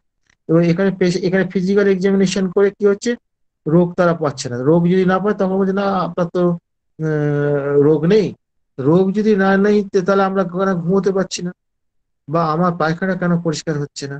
এই কোনো কিছু একটা ঘটনা, এই যে শরীরে যে এই অসুবিধাগুলো আমার দেখা দিচ্ছে, এই অসুবিধাগুলো কোনো কারণ ডায়াগনোসিস করা যাচ্ছে না। কিন্তু তাহলে কষ্টটা আমি ভোগ করছি কেন, কষ্টটা ভোগ করছি কেন, এই ভোগের পেছনে কারণটা কি, এই কষ্টটা কে করাচ্ছে আমার? আমাদের তো এটা তো হ্যানিম্যান পরিষ্কার বলেছেন যে আমাদের জীবনী শক্তি আক্রান্ত হলে সে কি করে, সিমটম প্রডিউস করে সে আমাদের সাহায্য চায় বা চিকিৎসকের সাহায্য চায়। কেন্টে এই হ্যানিম্যানের এই কথাটা কিন্তু অত্যন্ত গুরুত্বপূর্ণ কথা। কিন্তু তার তার তার মানেটা কি, সিকনেসটা তাহলে অ্যাকচুয়ালি কি, এটা ডিফেন্সিভ মেকানিজম। মানে আমি আক্রান্ত হয়েছি, তুমি আমাকে রক্ষা করো। ওহে ডাক্তার, তুমি আমাকে রক্ষা করো, ডিফেন্সিভ মেকানিজম। এইখানে কিন্তু অন্যান্য চিকিৎসা ব্যবস্থার সঙ্গে আমাদের আকাশ পাতাল পার্থক্য, আকাশ পাতাল পার্থক্য। তারা কিন্তু ডিজিজটাকে বলে আক্রমণ, অ্যাটাক বলে, আমরা বলছি ডিফেন্সিভ মেকানিজম। ডিফেন্সিভ মেকানিজম কেন বললাম সেটা পরিষ্কার হয়েছে। তো তাহলে ব্যাপারটা হচ্ছে কি, যে আমাদের চিকিৎসা করতে গেলে তাহলে আমাদের এই যে ক্ষুদ্র ক্ষুদ্র জায়গাগুলো যখন আমরা দেখবো যে ঘুমোতে পারছে না কেন, তাহলে আমি কি তাকে ঘুমোতে পারছে না কেন, আমি যেহেতু তার রোগ পাওয়া গেল না, তাহলে তাকে আমি তাহলে আননেসেসারি কোশ্চেন করবো না? বাবা রে, এইভাবে কি হোমিওপ্যাথি হয় নাকি? বহু ক্ষেত্রে দেখবেন এরকম রোগ খুঁজে পাবেন না, বহু ক্ষেত্রে, একটা দুটো ক্ষেত্রে না, বহু ক্ষেত্রে। এখানে তাহলে প্রশ্নটা কি করতে হবে, এই যে দেখুন কিভাবে প্রশ্নগুলো করতে হয়। আমি ঘুমোতে পারছি না, পেশেন্টকে জিজ্ঞেস করুন আমি ঘুমোতে পারছি না কেন, কতদিন ধরে ঘুমোতে পারছি না? না আমি আজকে প্রায় 5-6 মাস। 5-6 মাস আগে এমন কি ঘটনা ঘটলো, তার আগে ঘুমোতেন? হ্যাঁ তার আগে ঘুমোতাম। তো এমন কি ঘটনা ঘটলো যে আপনি ঘুমোতে পারছেন না? উম না, ডাক্তার সেরকম তো কিছু বুঝতে পারছি না, সেরকম তো কিছু আমি ধরতে পারছি না ডাক্তারবাবু। ঠিক আছে, তাহলে এইবার ব্যাপার হচ্ছে আমি ঘুমোতে পারছেন না কেন? না আসলে কি জানেন তো, বিভিন্ন রকম চিন্তা ভাবনা রাত্রিবেলা ভিড় করে, চিন্তা ভাবনা ভিড় করে, সেটা হলে পরে আমি ঘুম। তাহলে এবার দেখবেন এই যে স্লিপলেসনেস যদি রেপার্টরিতে চলে যাবে, সেখানে দেখবেন মেন্টাল এক্সারশন পাবেন আপনি। তো তখন তাহলে বুঝতে পারছি তাহলে মেন্টাল এক্সারশনটা তার কজ। তাহলে এই মেন্টাল এক্সারশনটা কেন করছে সে? সে কি ধরনের মেন্টাল এক্সারশন করছে? কি ঘটনা, কি ঘটনার পরিপ্রেক্ষিতে তার মানসিক চিন্তাগুলো আসছে, এইগুলো যদি তাকে খোঁচানো হয়, তাহলে কিন্তু ওখান থেকে তার কারণ একটা না একটা বেরিয়ে আসে। হুম। তারপর তাকে যদি পায়খানা পরিষ্কার হচ্ছে না, কদিন ধরে হচ্ছে না, যেমন ধরুন দেখা যাচ্ছে যে একটা পেশেন্ট বলছে যে ডাক্তারবাবু আমার তো পায়খানা গন্ডগোল কিছু ছিল না, কিন্তু আমার ইদানিং বছর দেড়েক ধরে এই গন্ডগোলটা চলছে, আমি কেন? না আমার আমার আগেতে আমি এই ওই ধরুন 10টা 10:30 খেয়ে দিয়ে বেরিয়ে যেতাম, এইভাবে দীর্ঘদিন আমি কাজ করেছি। তো এখন আমাদের অফিসে দুটো শিফট করে দিয়েছে, তো আমাকে ওই 3টে থেকে রাত 10টা পর্যন্ত আমাকে শিফটটা দিয়েছে। তা আমি যার জন্য কি করি, আমি একটু এখন বেলায় খেয়ে বেরোই। এই বেলায় খেয়ে বেরোনোর পর থেকে কিন্তু আমার পেটের গন্ডগোল। তো তারপরে যেমন খেতাম সেরকমই খাচ্ছি, সবই খাচ্ছি, ইয়ে করছি, কিন্তু কিছুতেই পায়খানা পরিষ্কার হচ্ছে না। মানে এটা একটা খুব সমস্যা। এখন আমি তো অন্য কোনো নিয়ম লঙ্ঘন করিনি, তাহলে এই শুধুই একটা টাইমটা আমার বদল হয়েছে, এই যে ইনডিসক্রিশন অফ টাইম, ইনডিসক্রিশন অফ ডায়েট, এখানে ইনডিসক্রিশন অফ ডায়েট এটাকে ধরতে হবে। মানে এই যে ডায়েটটা ঠিক টাইমে খেতে পাচ্ছি না, আমি খাওয়া হচ্ছে না, এই যে জায়গাটা যেটা, এইটার জন্য তার কিন্তু হলো। তো তাহলে দেখা যাচ্ছে যে এইটার জন্য তো হওয়ার কথা নয়। আর ব্যাপার হচ্ছে বায়োলজিক্যাল ক্লক বলে একটা কথা আছে, আপনি যেভাবে হ্যাবিট করবেন সেইভাবেই আস্তে আস্তে ঠিক হয়ে যাওয়ার কথা। 1.5 বছরে তার ঠিক হলো না। এই যে ঠিক হলো না কেন, এই ঠিক হলো না, এইটাই তো সিকনেস। ঠিক হলো না তার তো কারণ খুঁজে পাবেন না। তা আমি যদি আপনি ইয়ে করুন, পায়খানা পরিষ্কার পরীক্ষা করুন, ইয়ে করুন, তমুক করুন, এমন কিছু উল্লেখযোগ্য পাবেন না যেটা থেকে বোঝা যাবে যে তার বাল্বস ক্লিয়ার হবে। তাকে আমি বললাম যে বাল্বস ক্লিয়ারের জন্য আপনি সবজি খাবেন, শাক খাবেন, ফল খাবেন, ওটা ওগুলো খাই তো আমি, আমি খুব এগুলো মেনে চলি ডাক্তারবাবু, তাও কিন্তু তার হচ্ছে না। এই যে হচ্ছে না, এটা সাধারণ বিচারে কিন্তু এটা হওয়ার কথা নয়, কিন্তু হচ্ছে না। তো এই যে ব্যাপার হচ্ছে যে ইনডিসক্রিশন অফ ডায়েট, ইনডিসক্রিশন অফ ডায়েটের জন্য এই যে তার শুরুটা হলো, এইটা this is the positive factor, this is the exciting factor. বলে আমি যদি এটাকে না বার করতে পারি, তাহলে আমি কি করে চিকিৎসা করবো? সিকনেসের তো জায়গাটা বুঝতে হবে তো। সিকনেস মানে কি, কোনটার দ্বারা সে বিচ্যুত হয়েছে, কি ঘটনার দ্বারা তার বিচ্যুতি ঘটেছে, কি ঘটনার দ্বারা জীবন প্রবাহটা বাধাপ্রাপ্ত হয়েছে। হ্যাঁ, সেই ঘটনাটাকে আমাকে ধরতে হবে। এইটাই তো হ্যানিম্যানের বক্তব্য, কজটাকে যে ধরতে হবে। হ্যানিম্যানের এই কথাটা কি করে আনসাইন্টিফিক বলা যায়? হোয়ারাস যারা এত কিছু পরীক্ষা করে, কার্ডিওলজিস্ট বলুন, প্যাথোলজিস্ট বলুন, নিউরোলজিস্ট বলুন, এত কিছু পরীক্ষা করে বলছে না গো তোমার কিছু রোগ হয়নি, এতে রুগী তো হাসবে। এই যে ঘোড়ায় বলে না, ঘোড়াও হাসবে আপনার কথা শুনে, ব্যাপারটা এরকম। রুগী বলে ও বাবা, ডাক্তার বলে কি রে, আমি সেটা ভুগে মরছি আর ডাক্তার বলে আমার রোগ নাই। হ্যাঁ, সব পরীক্ষা পরীক্ষা কিছু করতে পারে না। তাহলে দেখা যাচ্ছে কি, এই যন্ত্রপাতির দ্বারা কিন্তু প্রকৃতপক্ষে মানুষের রোগটাকে ধরা যায় না, অর্থাৎ দ্য ম্যান ইজ সিক। আর এখানে কি হচ্ছে, এখানে রোগ বলতে যেটা বোঝায় তার ফিজিক্যাল বা তার ফিজিক্যাল বস্তু, তারপর যে ফিজিক্যাল শরীর, তার যে বস্তু, শরীর তো একটা বস্তু তো, এই ফিজিক্যাল শরীরের কি ঘটনা হয়েছে যেটা ধরা যায় সেটা হচ্ছে রোগ। আর যেখানে তার ম্যান, যেটা ফিজিক্যাল বডি নয়, হ্যাঁ, তার হচ্ছে স্পিরিচুয়াল যে অবস্থাটা, যেটা দ্যাট মিনস ভাইটাল ফোর্স আক্রান্ত হয়ে যে কন্ডিশনটা ডেভেলপ করেছে সেটাই কিন্তু sickness। এবং তার ফলেই কিন্তু ডিজিজ সবকিছু তৈরি হচ্ছিল। মূল ঘটনা এখানে হচ্ছে ভাইটাল ফোর্স কিভাবে আক্রান্ত হয়েছে, ভাইটাল ফোর্সের প্রবাহ কিভাবে বাধাপ্রাপ্ত হয়েছে, কোন লেভেলে, বংশের লেভেলে, না তার অতীতের ইতিহাসে, না বর্তমান লেভেলে, কোথা থেকে সে আক্রান্ত হয়েছে ভাইটাল ফোর্স যে আক্রান্ত যেটা হয়েছে সেটা এক্সাইটিং কজ হতে পারে, মায়াজেটিক কজ হতে পারে, যাই হোক না কেন, আক্রান্ত কোথায়, সেই আক্রান্তর ফলাফলটা দেখে আমাদের বুঝতে হবে যে কোন জায়গা থেকে আমি রোগীটাকে আক্রমণ করবো। ইভালুয়েশন মানে সব সিমটম নিলাম, মেন্টালটা দামি মাথার উপর রাখলাম, অথচ তার আমি পজিটিভ ফ্যাক্টরটা বুঝতে পারলাম না, তার সিমটমের ইন্টেন্সিটি বুঝতে পারলাম না, কোথা থেকে শুরু হয়েছে বুঝতে পারলাম না। ওই যোগ করে ওষুধ দিলে হয়ে যাবে, আর কি নাকি? এত সোজা নাকি হোমিওপ্যাথি? এত সোজা নয় হোমিওপ্যাথি। হোমিওপ্যাথি করতে গেলে কিন্তু একজন হোমিওপ্যাথি চিকিৎসককে কিন্তু নিবেদিত প্রাণ চিকিৎসক হতে হবে, রোগীর জন্য সময় দিতে হবে। সে কিন্তু তার টাকা পয়সা কতটা পাবে তার কাছ থেকে বড় কথা না, বড় কথা হচ্ছে সে রুগীটাকে সময় দিয়ে আপ্রাণ চেষ্টা করতে হবে। এইটা যদি তার তার প্রতি যদি আত্মীয়তা বোধ না থাকে, তার প্রতি যে মমত্ব বোধ যদি না থাকে, তাহলে হোমিওপ্যাথি ছেড়ে দেওয়া ভালো। অন্য কিছু করবো, অন্য কিছুতে অনেক টাকা রোজগার করতে পারবে, হোমিওপ্যাথি করে ওটা করা যাবে না। এটা আমাদের মাথায় রাখতে হবে। এবং প্রত্যেক চিকিৎসককে বলবো, আপনারা হারবার্ট রবার্টস এর এই কথাটা, হোমিওপ্যাথি কি দিতে পারে, ইয়ে, এর প্রথম প্রথম ইয়েটা বলে, প্রথম হারবার্ট রবার্টস এর এটা প্রথমটাই মনে হচ্ছে আমার, কিনা আছে বই নাকি? হ্যাঁ, আছে আছে। ভূমিকাতে আছে, ভূমিকাতে হ্যাঁ হ্যাঁ ভূমিকাতে আছে, ভূমিকাতে আছে, প্রিফেসে। হ্যাঁ, তাহলে এইটা আমরা পড়বেন, এটা না পড়লে কিন্তু বুঝতে পারবেন না হোয়াট যে কি বল। What has homeopathy to offer the young man, এটা হ্যাঁ হ্যাঁ, এই কথা, এইটা এইটাই এইটাই এটাই আছে। আচ্ছা আচ্ছা। এটা মারাত্মক ব্যাপার, এইটা পড়তে হবে আমার, না পড়লে কিন্তু বুঝবেন না। আগে বুঝুন তারপরে হোমিওপ্যাথি পড়ুন, নাহলে কিন্তু গন্ডগোল হবে। আর এইটুকু বলে আমার বক্তব্য শেষ করলাম। এরপর তো এখানে অনেক উপস্থিত আছেন, অনেক হ্যাঁ স্যার। তাদের মতামতটা একটু শোনা যাক এইসব বিষয়টা নিয়ে। হ্যাঁ, জিনিসটা তো খুব কঠিন, এখন আমি কতটা বলতে পেরেছি, বোঝাতে পেরেছি আমি জানি না। তবে আমি যারা এখানে, আমি জানি না নীলকমল স্যার আছেন কিনা, আপনারা কিন্তু হ্যাঁ বসে সমালোচনা করতে পারেন, সমালোচনা করতে পারেন। এই জন্য আমার আমার কথা ভাববেন না, এখানে অনেক জুনিয়র ছেলে আছে। আপনারা যদি ভুলগুলো না ধরে দেন, বা যে জায়গাগুলো আপনাদের সন্দেহ মনে হচ্ছে এটা এরকম হলে ভালো হয়, আপনি আপনার বক্তব্যটা বলুন। এবার তারা তাদের প্রয়োজন মতো কোনটা ইয়ে অ্যাকসেপ্ট করবে, কোনটা রিজেক্ট করবে, সেটা তাদের ব্যাপার।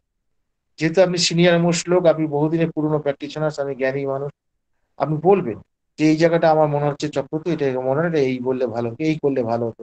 এটা কিন্তু আমি এখানে ব্যক্তিগতভাবে কিছু মনে করবো না, ব্যক্তিগত ব্যাপারটা এটা নয়, ব্যাপারটা স্বার্থটা হচ্ছে হোমিওপ্যাথি স্বার্থ। তার ফলে আপনারা যদি আরো কিছু যোগ করতে হয় যোগ করুন, আমি যদি কোনো জায়গায় ভুল করি সেই জায়গাটা আপনি ধরুন, সেই জায়গাটা আমাদের মধ্যে একটা আলোচনা হোক, আলোচনা করলে একটা ভালো কিছু বেরিয়ে আসবে, সেটাও আমাদের একটা মনে রাখতে হবে। সেই জন্য আমি বলছি, জানি না নীলকমল স্যার আছেন কিনা, নীলকমল স্যার তো পণ্ডিত মানুষ, উনি বলুক, তারপরে অন্যদের আশরাফুল স্যার আছেন কি? না স্যার, নীলকমল বর্মন স্যার ছিলেন, কিছুক্ষণ আগে বেরিয়ে গেছেন। ও, বেরিয়ে আর গেছে। আশরাফুল হক স্যার আজকে জয়েন করেননি। তো আমাদের মাঝে অনেক স্যার আছেন। কুণাল স্যার আছেন? হ্যাঁ, কুণাল স্যার আছেন। কুণাল স্যার মনে হয় অনেক পরে জয়েন করেছেন। ও, তাহলে দেখো, তাহলে এবার তুমি যেরকম যেরকম দেখেছো জয়েন করা হ্যাঁ দেখে স্যার। তাদের অ্যাড করতে বলো। হ্যাঁ, আলোচনা করতে, সমালোচনা যেন করতে পারে, সমালোচনা করা তাহলে সমালোচনা করবে, কোনো আপত্তি কিছু নেই। আচ্ছা স্যার, আমাদের মাঝে অজয় দাস স্যার আছেন। আজকে আজকের বিষয়ে যদি উনি কিছু মতামত দেন। স্যার শুনতে পাচ্ছেন? অজয় দাস স্যার। হ্যাঁ, নমস্কার, সবাইকে শুভেচ্ছা জানাচ্ছি। শুভ ক্রিসমাসের শুভেচ্ছা জানিয়ে আজকে যে আলোচনা হয়েছে, আমি প্রথম থেকে না থাকলেও অনেকক্ষণ ঢুকেছি আমি। এটা তো একদম ঠিকই, সিকনেস আর ডিজিজ ডায়াগনোসিস বোথ আর ডিফারেন্স। তবে একটা জিনিস, যদি ডিজিজ ডায়াগনোসিস হয় তাহলে আমাদের কিছু অ্যাডভান্টেজ আছে আমি মনে করি। কীরকম অ্যাডভান্টেজ? যে ডিজিজের যে সমস্ত সিমটমগুলো, তার কোনো একটা রোগ হয়েছে, কলিলাইথিয়াসিস হলে তার ডান দিকে পেটে ব্যথা হবে, ইট ইজ কমন। আমি ওই ব্যথাটা ডান দিকে হচ্ছে তার উপরে বেশ করে কোনো মেডিসিন দেব না, আমি দেখবো তার মধ্যে আনকমন কি আছে, সেই জায়গাটা যাব। এবার তাহলে এটা হচ্ছে আমার মেডিসিন ডায়াবেটিস। একটা শিক যে কথাটা বলা হচ্ছে, শিক কখন হচ্ছে? স্যার আমি যদি কিছু ভুল বলে থাকি তাহলে সেটাও আপনি ধরবেন। একটা মানুষ শিক কখন, অসুস্থ কখন হচ্ছে? যে রোগটা বহিঃপ্রকাশ হচ্ছে তার অনেক আগেই সে অসুস্থ হয়ে পড়ছে। মানসিকভাবে যখন ডিরেঞ্জড হয়ে পড়ে, মানসিকভাবে সে যখন অসুস্থ হয়ে পড়ে, তার যে ইমপ্রেশনটা আমাদের বিভিন্ন অর্গানের উপরে গিয়ে পড়ে। মানসিক অসুস্থতার বহিঃপ্রকাশ কিন্তু আমাদের কোনো অর্গানের উপরে গিয়ে তার সিমটম প্রডিউস করে। তাহলে অর্গানটা অসুস্থ হয়নি, তাহলে সে মানুষটার মানসিকভাবে অসুস্থ হয়েছে। তাহলে মানুষটা মানসিকভাবে অসুস্থ হলো কেন? রোগটা তার মানুষটা মানসিকভাবে অসুস্থ হলো কেন? তাহলে তার পেছনে কিছু ক্লু আছে। এই মানসিক অসুস্থ হওয়ার পেছনে কোনো এক্সাইটিং কজ হতে থাকতে পারে, কিছু মেনটেনিং কজ থাকতে পারে, ফ্যামিলি হিস্ট্রি থাকতে পারে। তাহলে একটা মানুষ অ্যাজ এ হোল, আমরা হলিস্টিক্যালি চিন্তা করব, অ্যাজ এ হোল সে অসুস্থ হয়, পার্টিকুলারলি কোনো অর্গানে সে অসুস্থ হয় না। তো যদি কোনো অর্গান না হয়, যদি অ্যাজ এ হোল হয়ে থাকে, ডায়াগনস্টিক ভ্যালুতে বিভিন্ন জিনিস পাওয়া যেতে পারে, কিন্তু অ্যাজ এ হোল তাকে আমাদের খুঁজে বের করতে হবে সে কোন জায়গায় তার অসুস্থতাগুলো বিরাজ করছে। আমি অর্গান নিয়ে দেখবো না, তার এই যেটা স্যার বারবার বলছিলেন কনস্টিপেশনটা তো কোনো ডায়াগনস্টিক ভ্যালু থেকে আসে না। কনস্টিপেশন তার একটা সিমটম। তাহলে কনস্টিপেশনটা কেন এলো? রাত্রি জাগার জন্য। রাত জাগাটা সরে গেলেই কি তার কনস্টিপেশন সরে যাবে? না, তা তো নয়। সে মানসিকভাবে অসুস্থ হয়ে পড়েছে, কোনো একটা জায়গায় সে ড্রেনড হয়েছে, তাহলে অসুস্থতা একটা মানুষ হচ্ছে, ইট ইজ ট্রু। এটা বাইরে যাওয়ার কোনো জায়গাই নেই, এর বাইরে যাওয়ার কোনো জায়গাই নেই। তা সত্ত্বেও আমাদের কাছে যদি কোনো ডায়াগনস্টিক ভ্যালুগুলো চলে আসে যেখান থেকে এই রোগটা বলছে এই পার্টিকুলার জায়গাটা হয়েছে, তাহলে আমরা বুঝবো সেই জায়গাটায় এই চেঞ্জেসগুলো এসছে। সেই চেঞ্জেসগুলো আসার পেছনে যে কারণটা থাকবে সেগুলোকে আমাদের খুঁজে বের করতে হবে। আমি মনে করি স্যার একদম যথার্থই আলোচনা করেছেন। পাতার পর পাতা সিমটম, যেটা আমাদের ডক্টর কেন্ট লিখে গিয়েছেন, পাতার পর পাতা সিমটম দেওয়ার পর তারা যা বললো যে এই রোগটা পাওয়া গেছে, কিন্তু সেই রোগটা সরিয়ে দিলেই কিন্তু তার জন্য মেডিসিন দিলেই সেই রোগটা সুস্থ হচ্ছে না। এই জায়গাটা আমাদেরকে যথার্থ পর্যালোচনা করেছেন স্যারের প্রত্যেকটা লাইন, যা বলে গেছেন কেন্টের যে পর্যালোচনা, যে দর্শন, সেইখান থেকে মনে হয় আমাদের কোনো জায়গায় সরে যাওয়ার নেই, আমাদেরকে কিন্তু সেই জায়গাটা খুঁজে বের করতে হবে। এটা থেকে কোনো বাড়ানোর জায়গা নেই। তাহলে মানুষ যখন অসুস্থ হচ্ছে অ্যাজ এ ম্যান, তাহলে কোনো অর্গানের উপরে যাচ্ছে না, একটা সূক্ষ্ম,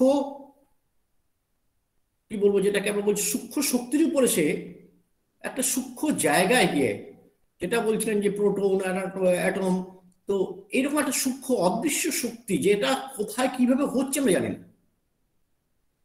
সে অদৃশ্য শক্তির উপরে যখন গিয়ে কোনো একটা মানুষ অসুস্থ হয়ে পড়ছে, তার উপরে এফেক্ট করছে, সে কি এফেক্ট করছে? হতে পারে কোনো একটা এক্সাইটিং কজ, হতে পারে তার মেনটেনিং কজ, যেটা একটু আগে বললাম। তা সেই জায়গা থেকে দেখে আমাদেরকে মানুষটা অসুস্থ হয়েছে, এবারে কি রকম ভাবে অসুস্থ হয়েছে সে কিন্তু আমাদেরকে দিয়ে দেবে সিমটম, সাইন সিমটম সে আমাদেরকে দিয়ে দেবে। সাইনগুলো দিয়েছে এই জায়গাটার লক্ষণ হয়েছে, কিন্তু তার কিছু সে তার বক্তব্যের মধ্যে ওখান থেকে বলে দেবে, কিছুটা ছবি আমাদেরকে দিয়ে দেবে। আমরা যদি সেই ছবিটা ধরতে না পারি, এটা আমাদের অজ্ঞতা, হোমিওপ্যাথির নয়, সেটা আমাদের অজ্ঞতা। আমাদেরকে সেই জায়গাটা আমাদেরকে তৈরি করতে হবে। আমি একটা স্যারের ইয়ে থেকে একটা কথা বলছি, আমি একটা উদাহরণ দিচ্ছি, মানে একটা আমার কেস আমি বলছি। একজন ভদ্রলোকের পায়ের বুড়ো আঙুলের পাশের আঙুলটাতে ব্ল্যাক হয়ে গেছে, একদম কালো হয়ে গেছে, দেখে পরিষ্কার চকচক চকচক করছে, কালো হয়ে গেছে। সেটা কার্ডিওলজিস্ট সেটাকে বার্জার ডিজিজ ডায়াগনোসিস করেছেন এবং তিনি বলেছেন আপনার ইমিডিয়েটলি আপনি কালার ডপলার করুন, আপনার পা ঢালে গ্যাংগ্রিন হয়ে গেছে, পা কেটে বাদ দিতে হতে পারে। ভদ্রলোক বলছে আমার সব কিছু হয়নি, আমার পায়ে শুধু যন্ত্রণা হচ্ছে, যন্ত্রণা পায়ের নিচ থেকে উপরের দিকে উঠছে। তো আমার কাছে যখন এসছি, আমি তখন সবে প্র্যাকটিস শুরু করেছি, তার বছর 4-5 পরে এরকম ভাবে এসছে। তো পেশেন্টটিকে দেখলাম যে কলকাতায় একজন বিখ্যাত কার্ডিওলজিস্ট ওই ডায়াগনোসিস করে তাকে দিয়েছে ইমিডিয়েটলি আপনি অপারেশন করতে হবে। তা আমি বললাম দেখুন আপনি যান, আপনার কিন্তু যা অসুখটা হয়েছে সেই অসুখ কিন্তু আমাদের এই মুহূর্তে মেডিসিন দিয়ে আমি তো পারবো না, আপনি একটু কিন্তু ওনার কথা মতো ডাক্তারের সঙ্গে পরামর্শ করুন এবং তিনি যা যা ডায়াগনোস্টিক ভ্যালুগুলো বের করতে বলে সেগুলো করুন। তিনি ছিলেন একটু বিহারি, এই ইউপির লোক, কাঁধে গামছা ফেলা, একটা ধুতি এবং একটা আধ ময়লা কাপড় চোপড় পরে নিয়ে এসছেন। আমি পাটা দেখলাম, পায়ের আঙুলটা চকচক করছে। তো বলছে না না আমার কিছু না, আপনি ওষুধ দিন আমাকে। আমি তাকে অনেক বোঝানোর চেষ্টা করে বললাম ঠিক আছে আপনি ওষুধটা দিচ্ছে, 3 দিন পরে আবার দেখা করবেন। 3 দিন পরে এসে সে আমাকে বলছে যে আমি অনেক ভালো আছি। আমি তো ভাবলাম এটা কি করে সম্ভব, এটা কি করে সম্ভব? আমি তো লক্ষণের উপর বেশ করে তাকে মেডিসিন দিয়েছি, কিন্তু বার্জার ডিজিজের উপরে চিন্তা করে তো মেডিসিন দিইনি তাকে। আমি ভালো করে অবজার্ভ করলাম। আমি এইখানটা স্যার একটুখানি অন্য জায়গায় ডেভিয়েট করছি, এই যে আমাদের অবজারভেশনটাও কিরকম প্রয়োজন। তার কাছে কেস হিস্ট্রি নিলাম, তার লাইফস্টাইলটা জিজ্ঞেস করলাম আপনি কি করেন। যখন জানতে পারলাম ওনাকে দেখতে এরকম হলে কি হবে, উনি 20খানা ট্রাকের মালিক, 20খানা ট্রাক ওনার চলে, ট্রান্সপোর্টের ব্যবসা আছে। তার ফলে কখনো না কখনো রোজই 1-2 ট্রাক খারাপ হচ্ছে, তার ওখানে গ্যারেজ আছে, গ্যারেজে সবসময় রিপেয়ার করতে যাচ্ছে এবং সারাদিন উনি গ্যারেজে পড়ে থাকেন। এই ধরনের মানুষ যখন গ্যারেজে পড়ে থাকে খুব স্বাভাবিকভাবেই সে তেল গ্রিস নিয়ে তার কাজকর্ম হয়। পায়ের মধ্যে তার যে প্লাস্টিকের চটি আছে সেখানে তেল গ্রিস লেগে আছে। আমি দেখলাম, অবজার্ভ করলাম যে চপ্পলটার দিকে গ্রিজের দাগ দেখতে পেলাম, চকচক করছে। পায়ের আঙুলটা দেখলাম ভালো করে চকচক করছে। আমার কিন্তু সন্দেহ হলো এটা বোধহয় বার্জার ডিজিজ আদৌ নয়, এটা হয়তো ওই তেল কালির জন্য এরকম হয়েছে। আমি তখন তুলো দিয়ে, লিকুইড স্পিরিট এবং সাবান দিয়ে আঙুলটা পরিষ্কার করলাম, দেখলাম পরিষ্কার হয়ে গেল। আমি এই কথাটা বললাম এই কারণে যে তার যে রোগ লক্ষণ আমায় দিয়েছিল, যে লক্ষণটা সে আমায় দিয়েছিল সেই লক্ষণের উপর বেশ করে তাকে মেডিসিন দেওয়াতে সে কিছুটা উপকার পেল। কিওর হয়েছে আমি তখন বলিনি, আমি বলছি কিছুটা উপকার রিলিফ পেয়েছে। এবং একজন কার্ডিওলজিস্ট ডায়াগনস্টিক অ্যাঙ্গেল থেকে যে দেখেছিলেন বার্জার ডিজিজ হলে পায়ের ওই দ্বিতীয় আঙুলেরটাই কিন্তু তার কালো হয়ে যায়, গ্যাংগ্রিন সেখান থেকে তৈরি হয় এবং অ্যাম্পুটেশনটাই হচ্ছে তাদের রাস্তা, না হলে আপওয়ার্ডসের দিকে উঠতে থাকবে এবং পাটা কেটে উপর থেকে বাদ দিতে হতে পারে। কিন্তু তার অবজারভেশনের মধ্যে ভুল ছিল, তার হিস্ট্রি নেওয়ার মধ্যে ভুল ছিল, যে তিনি কি করেন তার লাইফস্টাইলটাকে আমরা জানিনি। তো এই ক্ষেত্রে আমাদের কিন্তু এইরকম সজাগ দৃষ্টি রাখতে হবে। একজন বড় কোনো এলোপ্যাথ ডাক্তার বা বড় কোনো ডায়াগনস্টিক ভ্যালু যদি নিয়ে এসছে সেইটাই যে সঠিক সেটা হলেও চলবে না। আমাদেরকে কিন্তু এই অবজারভেশনটা রাখতে হবে যে অ্যাকচুয়াল সেই জায়গাটা কি হয়েছে এবং তার উপরে বেশ করে যদি আমরা তার রোগ লক্ষণ নিয়ে মেডিসিন দিই সে ভালো হতে বাধ্য। তাই মানুষটা কিন্তু ডায়াগনস্টিক ভ্যালু হিসেবে সে অসুস্থ হয়নি, সে মানুষটা হিসেবে অসুস্থ হয়েছিল, সে মানসিক অসুস্থতা থেকেই সেই রোগ লক্ষণটা ওখানে প্রকাশ পেয়েছিল। এই জায়গা থেকেই সিক কথাটা অর্থ ডায়াগনস্টিক ভ্যালুতে নয়, sick man as a whole. ধন্যবাদ সবাইকে। যদি কিছু ভুল বলে থাকি, যদি অতিরিক্ত বলে থাকি আমাকে একটু ধরিয়ে দেবেন, মাফ করবেন।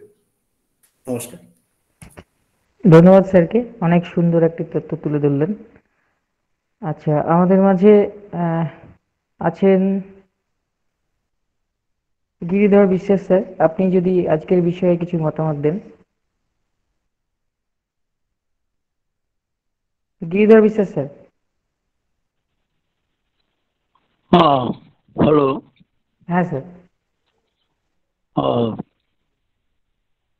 আজকের বিষয়ে মতামত দেওয়া তো খুব মুশকিল। স্যার যা বলেছেন, স্যারের মানে ভুল ধরার তো কোনো জায়গাই নেই, কিন্তু নতুন করে মতামত দেওয়া, যেভাবে লাইন বাই লাইন পড়া হয়েছে এবং ব্যাখ্যা হয়েছে, তো তবুও একটু বলি যে আমরা যখন কোনো নোজট ব্যবহার করছি, আমরা খেয়াল করা যায় যে নোজটগুলো কিন্তু আমরা খুব লো পোটেন্সিতে ব্যবহার করি না। মিনিমাম 200 থেকে শুরু করা হয়, আর তার নিচে শুরু করার বোধহয় কোনো পদ্ধতিই নেই। তো তারপরে 1M, 10M, 50M, CM ইত্যাদি ইত্যাদি, বা 50 মিলিসিমেল পোটেন্সিতে যদি ব্যবহার করা হয় সেভাবে। এখনো আমি নোজটগুলো এখনো পর্যন্ত 50 মিলিসিমেল পোটেন্সিতে খুব একটা ব্যবহার করিনি। হয়তো আমাদের কলকাতায় তো খুব একটা পাওয়া যেত না আগে, এখন ইদানিং শুনছি পাওয়া যায়।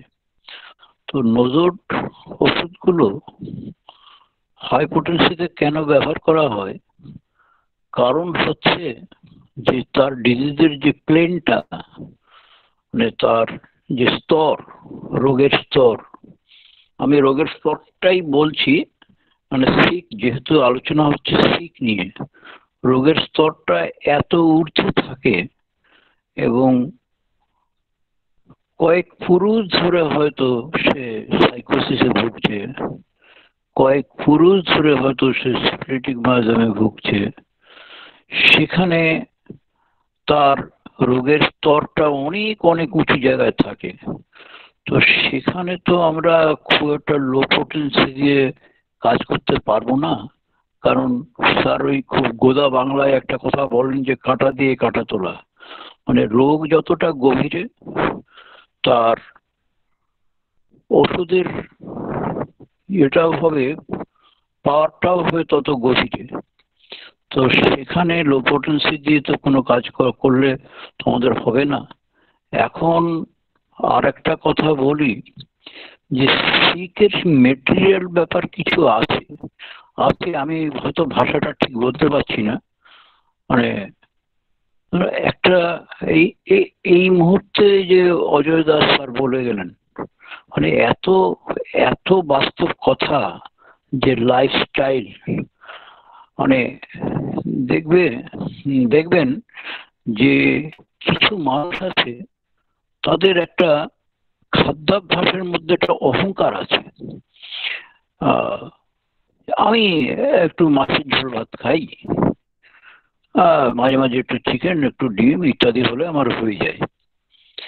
তো তাকে শোনা যায় না যে তিনি খুব একটা শাক খান কিনা বা সবজি খান কিনা। হ্যাঁ, তো যদি আমরা এই ধরনের রাফেজ বা ফাইবার জাতীয় কোনো খাবার না খাই একদম, তাহলে আমাদের যে ইন্টেস্টিনের যে পেরিস্টালটিক মুভমেন্টটা, সেই মুভমেন্ট তো হবে না। না হওয়ার কারণে রাফেজ তো বেশি শোষিত হয় না। কিছুটা রাফেজ আমাদের দরকারটা হচ্ছে যে আমাদের এই পেরিস্টালটিক মুভমেন্টটাকে ঠিক রাখার জন্য। আর আমরা বলে বেড়াবো তখন আমার পায়খানা হয় না, কিন্তু সে সবজি খাবে না, সে শাক খাবে না, মানে নিরামিষ খেতে তার অনীহা, বা তার মধ্যে একটা অহংকার আছে, তার পয়সাও আছে হয়তো বা, আর কিছু কিছু মানুষের এরকম মানে অভ্যাসের একটা ব্যাপার আছে। তাহলে যে মেটেরিয়ালিস্টিক যে ব্যাপারটা, সেটাকেও কিন্তু একেবারে ছেড়ে দেওয়া যাবে না। একেবারে যদি আমরা ছেড়ে দেই, তাহলে শুধু আমরা মানে তার রোগ নিয়ে চিন্তা করলাম, তার লাইফস্টাইলটাকে একদমই চিন্তা করলাম না, তাহলেও আমাদের হবে না। এই পর্যন্ত বললাম। আর সব কথা মনে রাখতেও পারি না সবসময়, তো যদি লিখে রাখতাম, আমাদের খাতা কলম নিয়ে বসতে হবে, না হলে সবকিছু ঠিক সঠিকভাবে বলা হয়তো সম্ভব হবে না। তো এই পোটেন্সিটা আমাদের দেখতে হবে যে আমাদের অসুখটা কোন প্লেনে আছে। যদি এরকম হয় যে খুব হাই প্লেনে আছে, তাহলে কিন্তু আমাদের ওষুধটা উচ্চ শক্তির হতে হবে, নিম্ন শক্তি দিয়ে কোনো কাজ হবে না। এখন কথা হচ্ছে এগুলো তো একটা নিজস্ব একটা বিবেক বিবেচনা বুদ্ধির ব্যাপার আছে। কখন কোনটা হবে একেবারে সবকিছু মানে হাতে ধরে বলে দেওয়া খুব মুশকিল। কাজ করতে করতে কিছুটা অভ্যাসে আসে, তো ভুল হবে, আবার সংশোধন হবে, আবার ভুল হবে। এই পর্যন্ত বলে সবাইকে ধন্যবাদ জানিয়ে শেষ করলাম। নমস্কার। স্যারকে অনেক ধন্যবাদ একটা সুন্দর মতামতের জন্য। আমাদের মাঝে একজন আছেন ডক্টর শিরিন আক্তার ম্যাম। আপনি যদি আজকের বিষয়ে কিছু মতামত দিতেন। ম্যাডাম শুনতে পাচ্ছেন? জি স্যার, আসসালামু আলাইকুম। আসলে ওয়ালাইকুম আসসালাম। স্যারের ক্লাস সম্পর্কে কিছু বলা বা মতামত দেওয়া অতটুকু যোগ্যতা আমার নেই। স্যার যেভাবে এত সুন্দর করে সবকিছু এক্সপ্লানেশন করেছেন, সেটা আসলে কল্পনা করা যায় না। আর ডিজিজ, সিকনেস, তো সিকের পিছনে maintaining cause, exciting cause, family history, past history, এগুলো কিন্তু অনেক বড় একটা ব্যাপার। তো আমি আমার একটা ঘটনা বলছি। সেটা হচ্ছে আমার ছেলে ছোটবেলায় অসুস্থ ছিল। ও শুধু পায়খানায় করে যেত ডায়রিয়ার মতো, মানে প্রতিদিন দেখা যাচ্ছে যে 15 বার 20 বার এরকম পায়খানা করছে। তো আমি ডাক্তার দেখিয়েছি, কোনো লাভ হয়নি, ওষুধ টষুধ খাইয়েছি, কিন্তু মহাখালীতে পরে নিতে আমি বাধ্য হলাম। তারপরে নিয়ে যাওয়ার পরে ওনারা টেস্ট করলো, করার পরে কোনো কিছুই পেলো না। তো আমাকে স্যালাইন ট্যালাইন দিয়ে, রাইস স্যালাইন দিয়ে আর হচ্ছে জিঙ্ক ট্যাবলেট দিয়ে বাসায় চলে যেতে বললো, কিন্তু বাচ্চা তো ভালো হচ্ছে না। তারপরে আমার মামার পরিচিত বিজয় চন্দ্র দাস, শওকত আলী ভুঁইয়া স্যারের সাথে আর কি একসাথে ওনারা ক্লাস নিতেন। তো ওই মামার কাছে নিয়ে যাওয়া হলো আমাকে, আমি বাচ্চাকে নিয়ে গেলাম। তো উনি সিমটমস নিয়ে সবকিছু নিয়ে আমার মনে আছে এখনো, আমি তখন প্র্যাকটিস করি না, তো লাইকোপোডিয়াম দিয়েছিল সবকিছু সিমটমস নিয়ে, এবং দেওয়ার সাথে সাথে আধা ঘন্টা বা 1 ঘন্টার পরে ইনশাল্লাহ দেখলাম যে ইমপ্রুভ করতেছে। হ্যাঁ, ভালো হয়ে গেল। অথচ আমি অনেক ডক্টরের কাছে মানে বাচ্চাকে নিয়ে গেছি, অ্যালোপ্যাথি হোমিওপ্যাথি এই প্রথম আর কি নিয়ে গেলাম ওনার কাছে, কিন্তু খুবই মানে ফ্রুটফুল রেজাল্ট পেলাম। তো অনেক সময় দেখা যায় যে আমরা টেস্ট করে অনেক কিছু পাই না, তখন আমরা কোনো কারণই খুঁজে পাই না। তো এলোপ্যাথিতে তখন দেখা যায় যে ওনারা কোনো ট্রিটমেন্ট সেভাবে দিতে পারেন না, কিন্তু আমাদের হোমিওপ্যাথিতে এই যে কজের উপরে, সিমটমস এর উপরে ভিত্তি করে, টোটালিটি অফ সিমটমস এর উপরে ভিত্তি করে আমাদের কিন্তু মেডিসিন দেওয়ার সুযোগ রয়েছে, এবং আমরা খুব ভালো রেজাল্ট পাই। তো আসলে অত জ্ঞানের অধিকারী আমি না, তো এতটুকুই বললাম যে আসলে হোমিওপ্যাথিতে অনেক সুন্দর ট্রিটমেন্টের সুযোগ রয়েছে, ফ্রুটফুল রেজাল্ট পাওয়ার সুযোগ রয়েছে, যদি আমাদের নলেজটা আমরা সেভাবে গেইন করতে পারি। তো ধন্যবাদ সবাইকে। ধন্যবাদ ম্যাডামকে, অনেক ধন্যবাদ।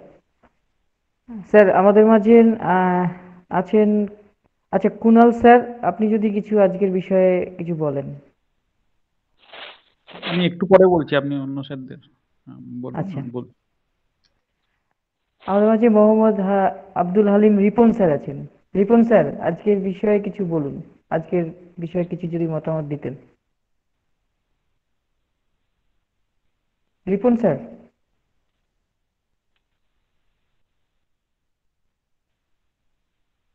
রিপন স্যার। আসসালামু আলাইকুম। ওয়ালাইকুম আসসালাম। স্যার আপনি শুনতে পাচ্ছেন? হ্যাঁ স্যার, শোনা যাচ্ছে। ধন্যবাদ।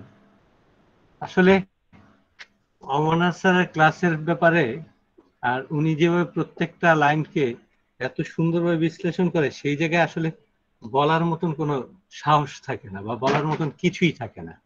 শুধু মন্ত্রমুগ্ধের ন্যায় শোনা ছাড়া আমাদের কোনো অভিব্যক্তি এখানে আসলে প্রকাশ পাওয়ার মতো না।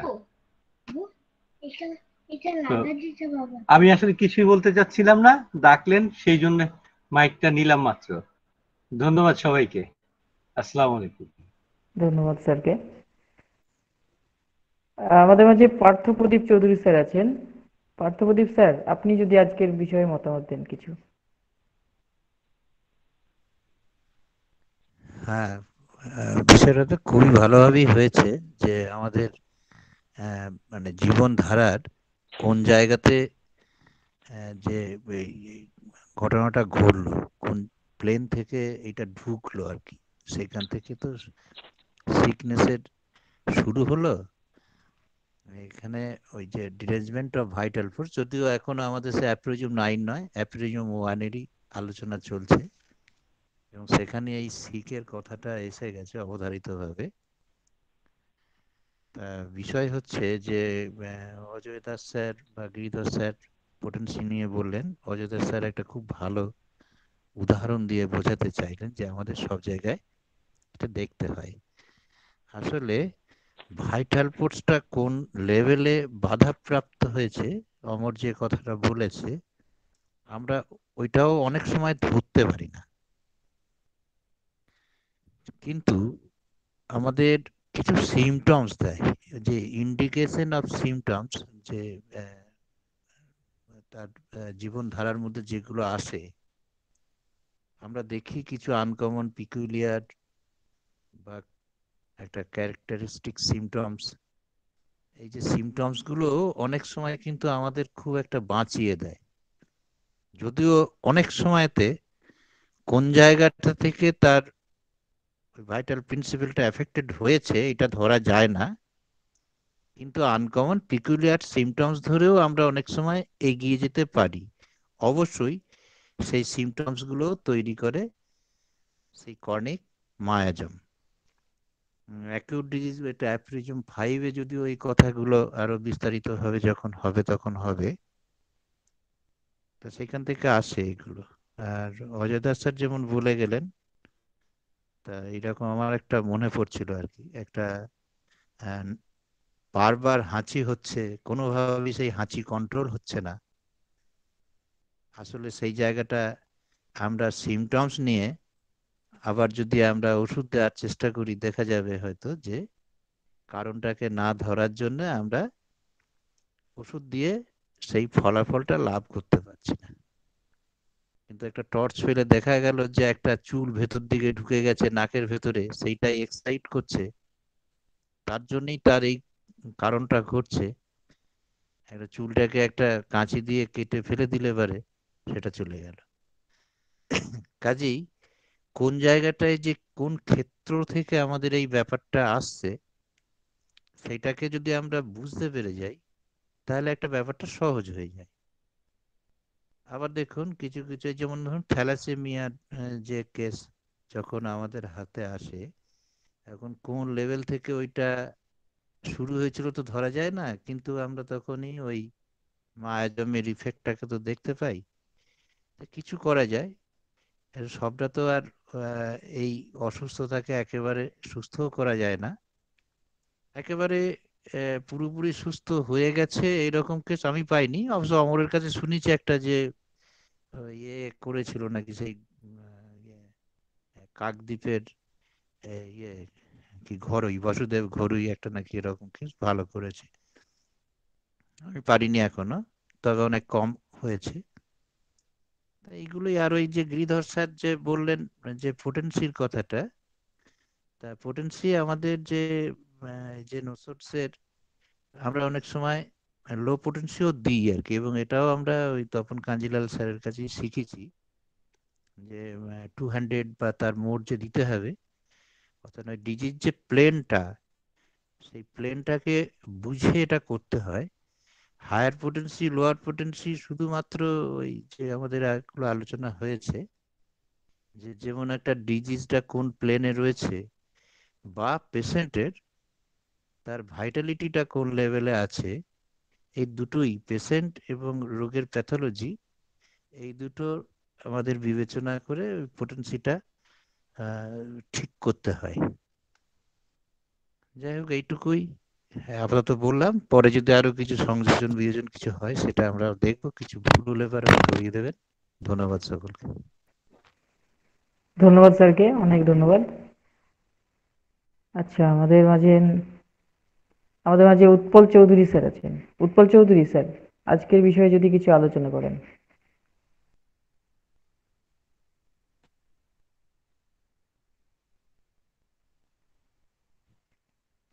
হ্যাঁ স্যার, আপনি আনমিউট হয়ে যান।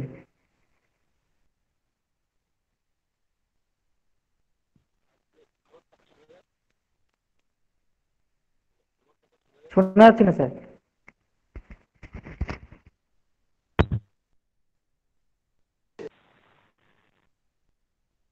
আমার কথা শোনা যাচ্ছে? হ্যাঁ, এবার শোনা যাচ্ছে। হ্যাঁ, বলছি আজকে যে আলোচনা হয়েছে, আমাদের মতো ওই একদম র যে ব্রেন, তাতে আর কিছু সংযোজন করার কিছু নেই।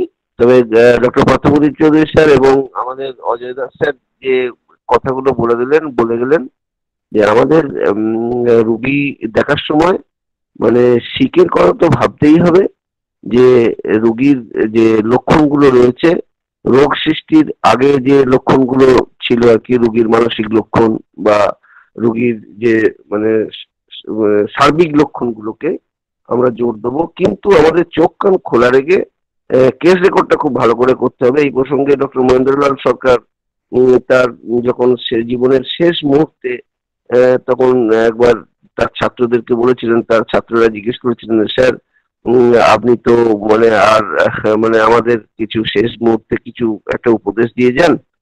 তা উনি তখন বলেছিলেন যে কেস রেকর্ডটা ভালো করে করো। তা এইখান থেকে আমাদের মানে চোখ কান খোলা রেখে সঠিক কেস রেকর্ড করে আমরা কোনখান থেকে রোগটা এসছে এটাকে আমাদের ধরতে হবে, 1 নম্বর।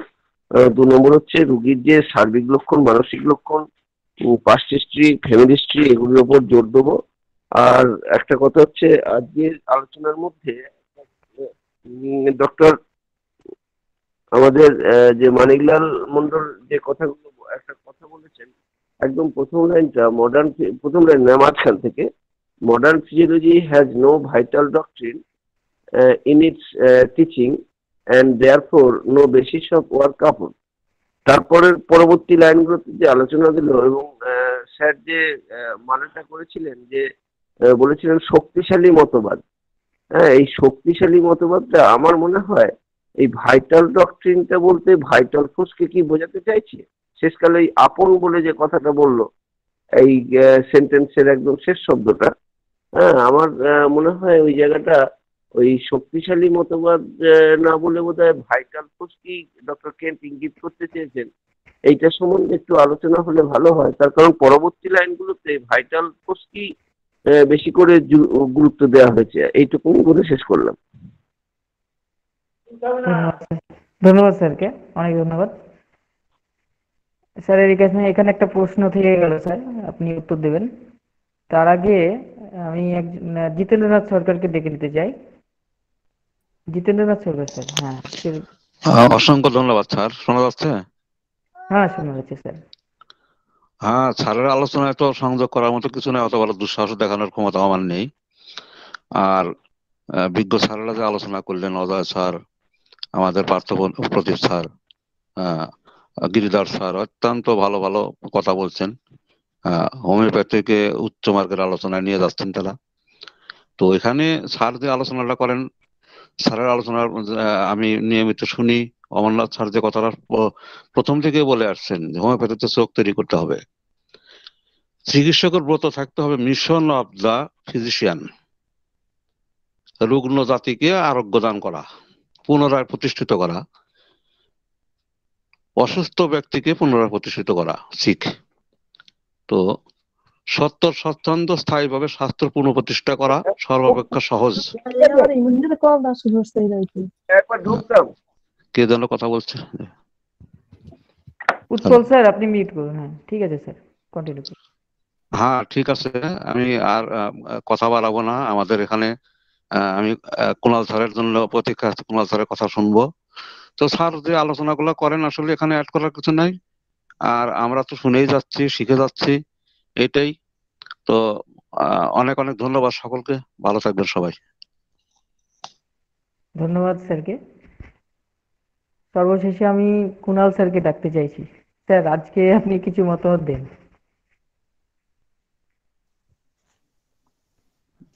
ধন্যবাদ দীপেন স্যার। মতামত দেওয়ার মতো এখনো সেই কি বলবো, মানে সেই প্রজ্ঞা এখনো তৈরি হয়নি এই বিষয়ের ওপর। বড়জোর আজকে যে আলোচনা হয়েছে তার ওপর আমরা শুধু মেলাতে পারি, মানে আমি মেলাতে পারি যে আমার যে পেশেন্ট দেখছি আমরা, তার সঙ্গে ফিলোসফির কতটা মিল আছে। অনেকেই বলতে শুনেছি স্যারেদের যে থিওরি এক জিনিস, প্র্যাকটিক্যাল এক জিনিস, থিওরির সঙ্গে প্র্যাকটিক্যাল মেলে না। কিন্তু ব্যাপারটা হচ্ছে আমরা ব্যাখ্যা দিতে পারি না। থিওরি প্র্যাকটিক্যাল যেটা হচ্ছে, পেশেন্ট যেভাবে কথা বলছে, পেশেন্টের যে ফলো আপ হচ্ছে, আমরা যে কেস টেকিং করছি, তার সঙ্গে হোমিও দর্পণের যে ক্লাসগুলো স্যার করাচ্ছেন বা স্যাররা করাচ্ছেন, সেটা কিন্তু পুরোটাই প্র্যাকটিক্যাল ওরিয়েন্টেড, এবং থিওরির সঙ্গে যে প্র্যাকটিক্যালের মেলবন্ধন, এইটা হোমিও দর্পণে এসেই আমরা শিখছি। এবং বড়জোর অভিজ্ঞতার কথা একটা শেয়ার করতে পারি। অনেকগুলো উদাহরণই দেওয়া যায়। খুব রিসেন্টলি একটি মেয়ে আসামে থাকে, অনলাইনে ওর কেস আমরা নিয়েছিলাম। কোভিড হয়েছিল, মেয়েটির 25-26 বছর বয়স। তো মেয়েটির এখন যে সমস্যা সেটা হচ্ছে ওর গলার কাছে কি যেন আটকে থাকে। ও শক্ত খাবার গিলতে পারে না, লিকুইড খেতে পারে, এবং ওর এন্ডোস্কোপি করা হয়, বিভিন্ন পরীক্ষা করা হয়। পরীক্ষা নিরীক্ষায় কিছুই খুঁজে পাওয়া যায়নি, এবং চিকিৎসকরা ওর প্রথমে ট্রিটমেন্ট করেছিলেন, টেস্ট করিয়েছেন, কিছুই যখন পাননি, আলটিমেটলি যেটা স্যার এক্ষুনি বলছিলেন যে রোগ মানে তারা যখন ফিজিক্যালি কিছু খুঁজে পাওয়া যাবে তবেই সেটা হচ্ছে রোগ, নচেত সেটা রোগ নয় যতক্ষণ না তার এভিডেন্স পাওয়া যাচ্ছে। এখন আমরা বলি এভিডেন্স বেসড মেডিসিন, অর্থাৎ যতক্ষণ না এভিডেন্স পাচ্ছ ততক্ষণ সেটা রোগ নয়, যতক্ষণ এভিডেন্স আছে সেটাই রোগ। তো এখানেও যেহেতু এভিডেন্স কিছু পাওয়া যায়নি, তো তাকে বলে দেওয়া হয় তোমার এই যে গলার কাছে আটকে যাচ্ছে ওটা তোমার মনের ভুল। তো মেয়েটি বলছে আমার গলার কাছে আটকে যাচ্ছে, আমি খেতে পাচ্ছি না, আমার বমি হয়ে যাচ্ছে কিছু খেলে, দিন দিন শুকিয়ে যাচ্ছে, এটা আমার মনের ভুল হয় কি করে? তো সেই অবস্থায় তিনি হোমিওপ্যাথিতে আসেন। তারপর তার কেস টেকিং করা হয়, কি ওষুধ এলো না এলো সেটা অপ্রাসঙ্গিক এখানে। কিন্তু ঘটনাটা তো সত্যি, যেটা ডক্টর কেন্ট লিখে গেছেন, যেটা স্যার এতক্ষণ ব্যাখ্যা করলেন, যে সিকনেসটা কিন্তু এখানেই প্রধান। এখানে রোগ ডায়াগনোসিস হয়নি, ডিজিজ ডায়াগনোসিস কিছু হয়নি। ডিজিজ ডায়াগনোসিস আমি প্রফেশনাল ডায়াগনোসিস করেছি, কোনো ইসোফেজিয়াল স্প্যাজম হচ্ছে, কিন্তু কিছু তো পাওয়া যায়নি, কোনো এভিডেন্স পাওয়া যায়নি তার, কিন্তু তার মনে রোগটা আছে। তার সে যে রোগী, সেই রোগী ফিল করছে যে আমি অসুস্থ, কিন্তু তার রোগ পাওয়া যাচ্ছে না। তো এই ধরনের প্রচুর উদাহরণ পাওয়া যাবে। পার্থ স্যার বললেন, গিরিধর স্যার বললেন, তো প্রত্যেকেই বলেছেন। তো আমাদের প্রত্যেকের জীবনেই খুঁজে পাওয়া যাবে এরকম ঘটনা। তো এটাই হচ্ছে থিওরির সঙ্গে প্র্যাকটিক্যালের মেলবন্ধন, যে এই যে শিখ, আমরা কিন্তু কলেজ লাইফে এই শিখ এত সুন্দর করে ব্যাখ্যা সত্যিই জানতাম না, যেটা স্যার এখন করাচ্ছেন। তো আস্তে আস্তে অভিজ্ঞতা হচ্ছে, এবং থিওরির সঙ্গে প্র্যাকটিক্যাল যে কতখানি মিল, এবং স্টলওয়ার্ডরা যে একবর্ণ মিথ্যে কথা লিখে যাননি, তাদের প্রত্যেকটা লাইন, প্রত্যেকটা ওয়ার্ড যে সত্য, এটাই ক্লাস করে আমরা বুঝতে পারছি, এবং আশা করি সবাই সেই উপলব্ধি করছেন বা করবেন। তো এইটুকুনি আমার বলার ছিল আমার তরফ থেকে। আর একটা জায়গা আমার এখনো কনফিউশন আছে, যে প্রসঙ্গটা যদিও শিখের সঙ্গে রিলেটেড কি রিলেটেড নয়, কিন্তু যেহেতু উঠে এসছে, গিরিধর স্যার যে প্রসঙ্গটা তুললেন পোটেন্সির ব্যাপারে, তো একটা কথা অর্গাননে লেখা আছে যে medicine is always stronger than the disease, এরকম একটা কথা লেখা আছে। অর্থাৎ ওষুধের শক্তি সবসময় রোগ শক্তির থেকে বেশি। তো ওষুধের শক্তি যদি সবসময় রোগ শক্তির থেকে বেশি হয়, তাহলে পোটেন্সির ব্যাপারটা এখানে কতটা মেলে, তাহলে তো 30 পোটেন্সিও রোগ শক্তির থেকে বেশি হতে পারে, 12 পোটেন্সিও বেশি হতে পারে, আর 200ও বেশি হতে পারে। তো এই জায়গাটা একটুখানি যদি এই ক্লাসে না হয় পরের ক্লাসেও যদি ক্লিয়ার করা যায়, বা এই ক্লাসে ক্লিয়ার হলে আরো ভালো, এটা রিকোয়েস্ট রাখবো স্যারেদের কাছে। ধন্যবাদ স্যারকে। আর যদি কারো কোনো কোশ্চেন থাকে আপনারা করতে পারেন। এখানে একটা কোশ্চেন আছে স্যার, অনুজ স্যার, আপনি উৎপল চৌধুরী স্যারের কোশ্চেনের উত্তরটা দেন। কুণালের উত্তরটা দিই। কুণালের উত্তর কোশ্চেনটা মারাত্মক কোশ্চেন, হ্যাঁ স্যার। খুব মারাত্মক কোশ্চেন এটা। ঠিক আছে, এবার একটা কথা বলি, এটা হিস্ট্রিটা কিন্তু পার্থ জানে না, সেই জন্য বলছি আমি আমার মেয়েকে স্যার কার্সিনোসিন প্রেসক্রিপশন করি। এখন তার আগে আমার খুব বাজে কিছু অভিজ্ঞতা হয়েছিল, কতগুলো কার্সিনোসিন 200, আমরা তো ভালো করে জানেন যে আমি কতটা মিনিমাম ডোজ করি। তখন মিনিমাম ডোজটা হয়তো এখনকার মতো এতটা না করলে মিনিমাম ডোজের প্রতি প্রবণতা আমার চিরদিনই ছিল। সেইগুলো দিয়ে আমরা সিভিয়ার অ্যাগ্রাভেশন সব দেখি, সিভিয়ার অ্যাগ্রাভেশন, একটু আধটু অ্যাগ্রাভেশন না, ভয়ঙ্কর অ্যাগ্রাভেশন সব আমার নজরে পড়ছে। নজরে পড়ার পর আমার কি মাথায় খেয়াল চাপলো যে 30 পোটেন্সি দিলে কি ক্যান্সার হয়ে যাবে? ক্যান্সার তো ছোঁয়াচে রোগ নয়। তা আমরা তখনও পর্যন্ত জেনে এসেছি ওষুধ মানেই 200 দিতে হবে, 200 কমে দেওয়া যাবে না। এটাও কিন্তু প্রেজুডিস। এটা হচ্ছে কি কিছু ব্যক্তির মতামত। হ্যানিম্যান কিন্তু মতামত ভিত্তিক হোমিওপ্যাথি সৃষ্টি করেন নাই, তিনি যেটা করেছেন যুক্তি নির্ভর এটা করেছেন। এবার হচ্ছে কি আমি সাহস করে প্রথম প্রেসক্রিপশন করলাম আমার মেয়েকে আমি 30 দিয়েছিলাম। সেটা দেওয়ার পর স্যার আমাকে খুব বকাবকি করেছিলেন, তুই 200 দিলি কেন? আমি স্যার দেখুন আমার এরকম খুব তিক্ত অভিজ্ঞতা কতগুলো আছে। তো তখন স্যার আর কিছু বললেন না। কদিন পরে আমাকে বলছে, হ্যাঁ রে তোর কথাটা ঠিক, আমিও তো এরকম কতগুলো কেস আমি দেখেছি। আমি রিসেন্ট একটা কেস দিয়েছি, 200 দিয়েছি, দেওয়ার পর যাচ্ছে তাই অবস্থা, তাকে এত নার্সিংহোমে অ্যাডমিশন করতে হয়েছে। আমি ভাবছি এবার 30 করে দিয়ে দেবো। স্যার আপনি করে দেখুন না স্যার, 30টা আমি আমার মেয়েকে দিলাম, তারপরে তো আমি কয়েকজনকে করেছি স্যার, আমি তো কোনো ওয়ার্স রেজাল্ট কিছু পাইনি। তো তখন মেরুনিনামও 30 নেই। তারপর তো স্যার তখন সব বলতে শুরু করলেন যে না 30 দেওয়া যেত, 30 কথা। তারপরে স্যার এটা যে ভেতরে খবর, এটা হচ্ছে মানে আর কি পার্থ তুই জানিস না, সেটা বললাম ঘটনা। তা এইটার পর থেকে আমরা করলাম। এবার 50 মিলিসিমারের ক্ষেত্রে কিন্তু অনেকে অনেক কথা বলেছে, কিন্তু আমি কিন্তু ওই 01 থেকেই শুরু করি, কারণ আমি লোকের মতামতকে পুরোটা গুরুত্ব দিই। হ্যাঁ, কারণ ব্যাপার হচ্ছে যে এই যে মতামতকে যে গুরুত্ব দিয়ে একটা ফিক্সড হয়ে যাবে, হোমিওপ্যাথি ফিক্সড হওয়ার জায়গা কোথায় আছে? তা আমি একটু চিরদিনই একটু এরকম ডাকাবুকো লোক। তা আমি ওই 50 মিলিসিমার তো আমি 01 থেকে শুরু করি।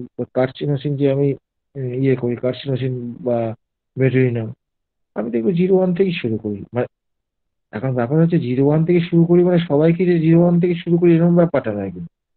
ব্যাপার হচ্ছে যে ক্ষেত্রে আমি মনে করি যে ঝামেলা হতে পারে, অসুবিধা হতে পারে, বা পেশেন্টের আছে, সেখানে 01 থেকে শুরু করি। কি আগে তাকে দিই শুকনো দানা দিই, শুকনো দানা দিয়ে রেখে দিই, দরকার হলে দানাটাকে ক্রাশ করে দিই। এটা হচ্ছে আমাদের কেসি দাসের ফেলে দেওয়া ডোজ।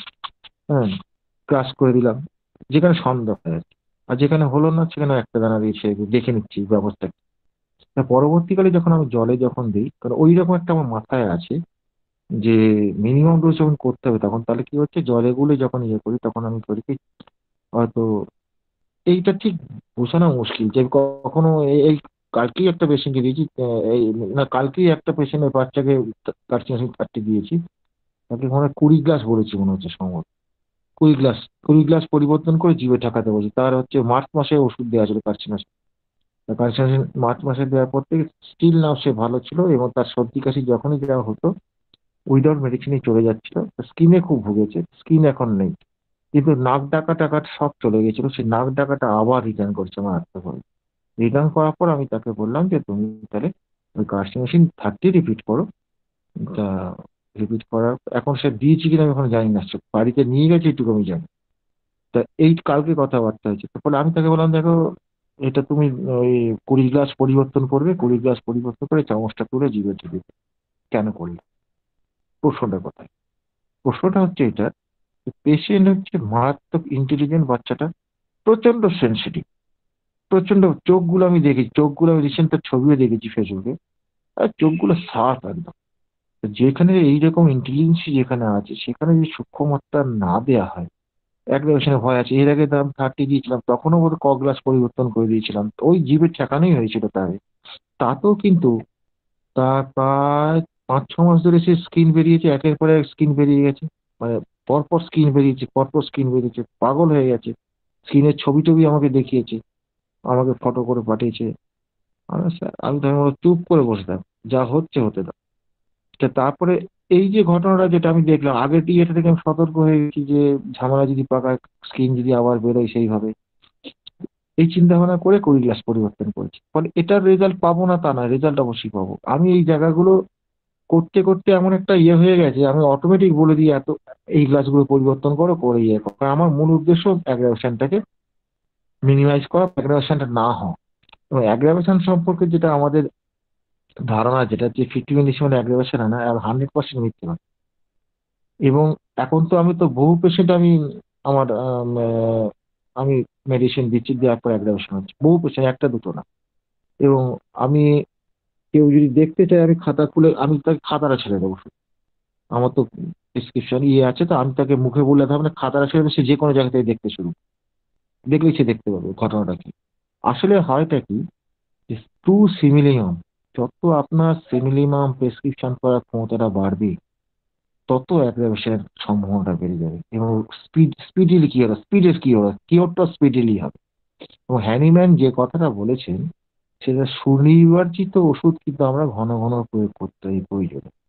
কিন্তু ঘটনা হচ্ছে যে 50 হাতে পেয়ে কিছু চিকিৎসক তারা মনে করেন যে এই সেন্টিসিমালের কোনো অবজারভেশনের কোনো প্রয়োজন নেই। তার সেন্টিসিমালের অবজারভেশন গুলো মূল দুটো ভাগ। তো একটা ভাগ হচ্ছে যে ওষুধটা ঠিক প্রয়োগ হয়েছে কিনা এটা বোঝা, আর একটা হচ্ছে ওষুধটা কিউরেটিভ হয়েছে কিনা। এইটা তো মূল ব্যাপার, এই দুটো হচ্ছে মূল ব্যাপার। তাহলে ব্যাপার হচ্ছে সেখানেও আমরা কিন্তু ওষুধ দেওয়ার পর বুঝতে পারি যে সেটা কি ওর হবে কি হবে না, সেটা ঠিক কি ভুল ওষুধ দিচ্ছে আমরা বুঝতে পারি। তাহলে এখন ব্যাপার হচ্ছে যে যারা এই প্রিপারেশন দিচ্ছে, তার সেক্ষেত্রে তারা ঠিক কি ভুল বুঝবে এটা কি দিয়ে। অনেকেই তো করে কি 01 দিল, 02 দিল, 03 পরপর সব খাইয়ে গেল। তা আপনাদের বাড়িতে আপনাদের সন্তানকে আপনি যখন খেতে বসান, যখন তখন কি আপনি ওই পরপর 3 দিনের খাবার একসঙ্গে দিয়ে দেন? এটা তো না, স্বাভাবিক বুদ্ধিটাকে কেন আমরা হারিয়ে ফেলছি কেন? আর হ্যানিম্যান তো একটা জায়গায় বলেছেন, তো সুটেবল ইন্টারভেলের কথাটা তো বলেছেন, হ্যানিম্যান বলুক আর না বলুক, মূল কথাটা হচ্ছে যে আমাদের যে কিউরেটিভ অ্যাকশন, যেটা কিউরেটিভ অ্যাকশনটা হচ্ছে সেকেন্ডারি অ্যাকশন। হ্যাঁ, প্রাইমারি এর এগেনস্টে সেকেন্ডারি অ্যাকশন যেটা, সেটা কিউরেটিভ অ্যাকশন। কিউরেটিভ অ্যাকশনটা যখন আমি 02 দিলাম কি 01-এ দিলাম, 01-এর কিউরেটিভ অ্যাকশন, 02 এর কিউরেটিভ অ্যাকশন, 03 কিউরেটিভ অ্যাকশন তো এক না। তাহলে আমি 01-এর পরে যে 7 দিন পরে 8 দিনের মাথায় যখন আমি 02 যখন দিচ্ছি, যখন তাহলে আমার এই যে 01টাকে তো আমি কাজ করার সুযোগটা দিলাম কোথায়? কেন দিলাম না? 7 দিন পরে সে আর কাজ করবে না, এর যুক্তিটা কোথায়? এবং পরবর্তীকালে 02 দিলাম, 03 পরপর দিয়ে গেলাম। তা আমরা তো বাড়ির ছেলে মেয়েকে কি তাই করি, 3 দিনের খাবার একসঙ্গে দিয়ে দিই? একটা স্থূল শরীর যদি না নিতে পারে, সেখানে একটা সূক্ষ্ম ওটা নেবে কি করে? এবং যখন আমরা যখন প্রেসিডেন্সির আন্ডারে যখন ছিলাম, তখন একটা এরকম কথা উঠেছিল, তখন আমি স্যারকে একটা প্রশ্নই করেছিলাম। স্যারও সেটা মেনে নিয়েছিলেন কথাটা। তারপর স্যার পরীক্ষা নিরীক্ষা অনেক কিছু করেছেন, আমরাও করেছি।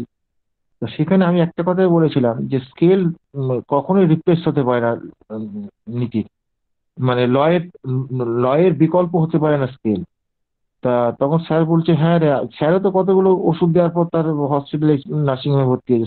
স্যার তো তখন সতর্ক হয়ে গেলেন। তখন প্রথমে তো অনেকগুলো ভয় আর দিতেন না, উনি ভয় দিতেন না।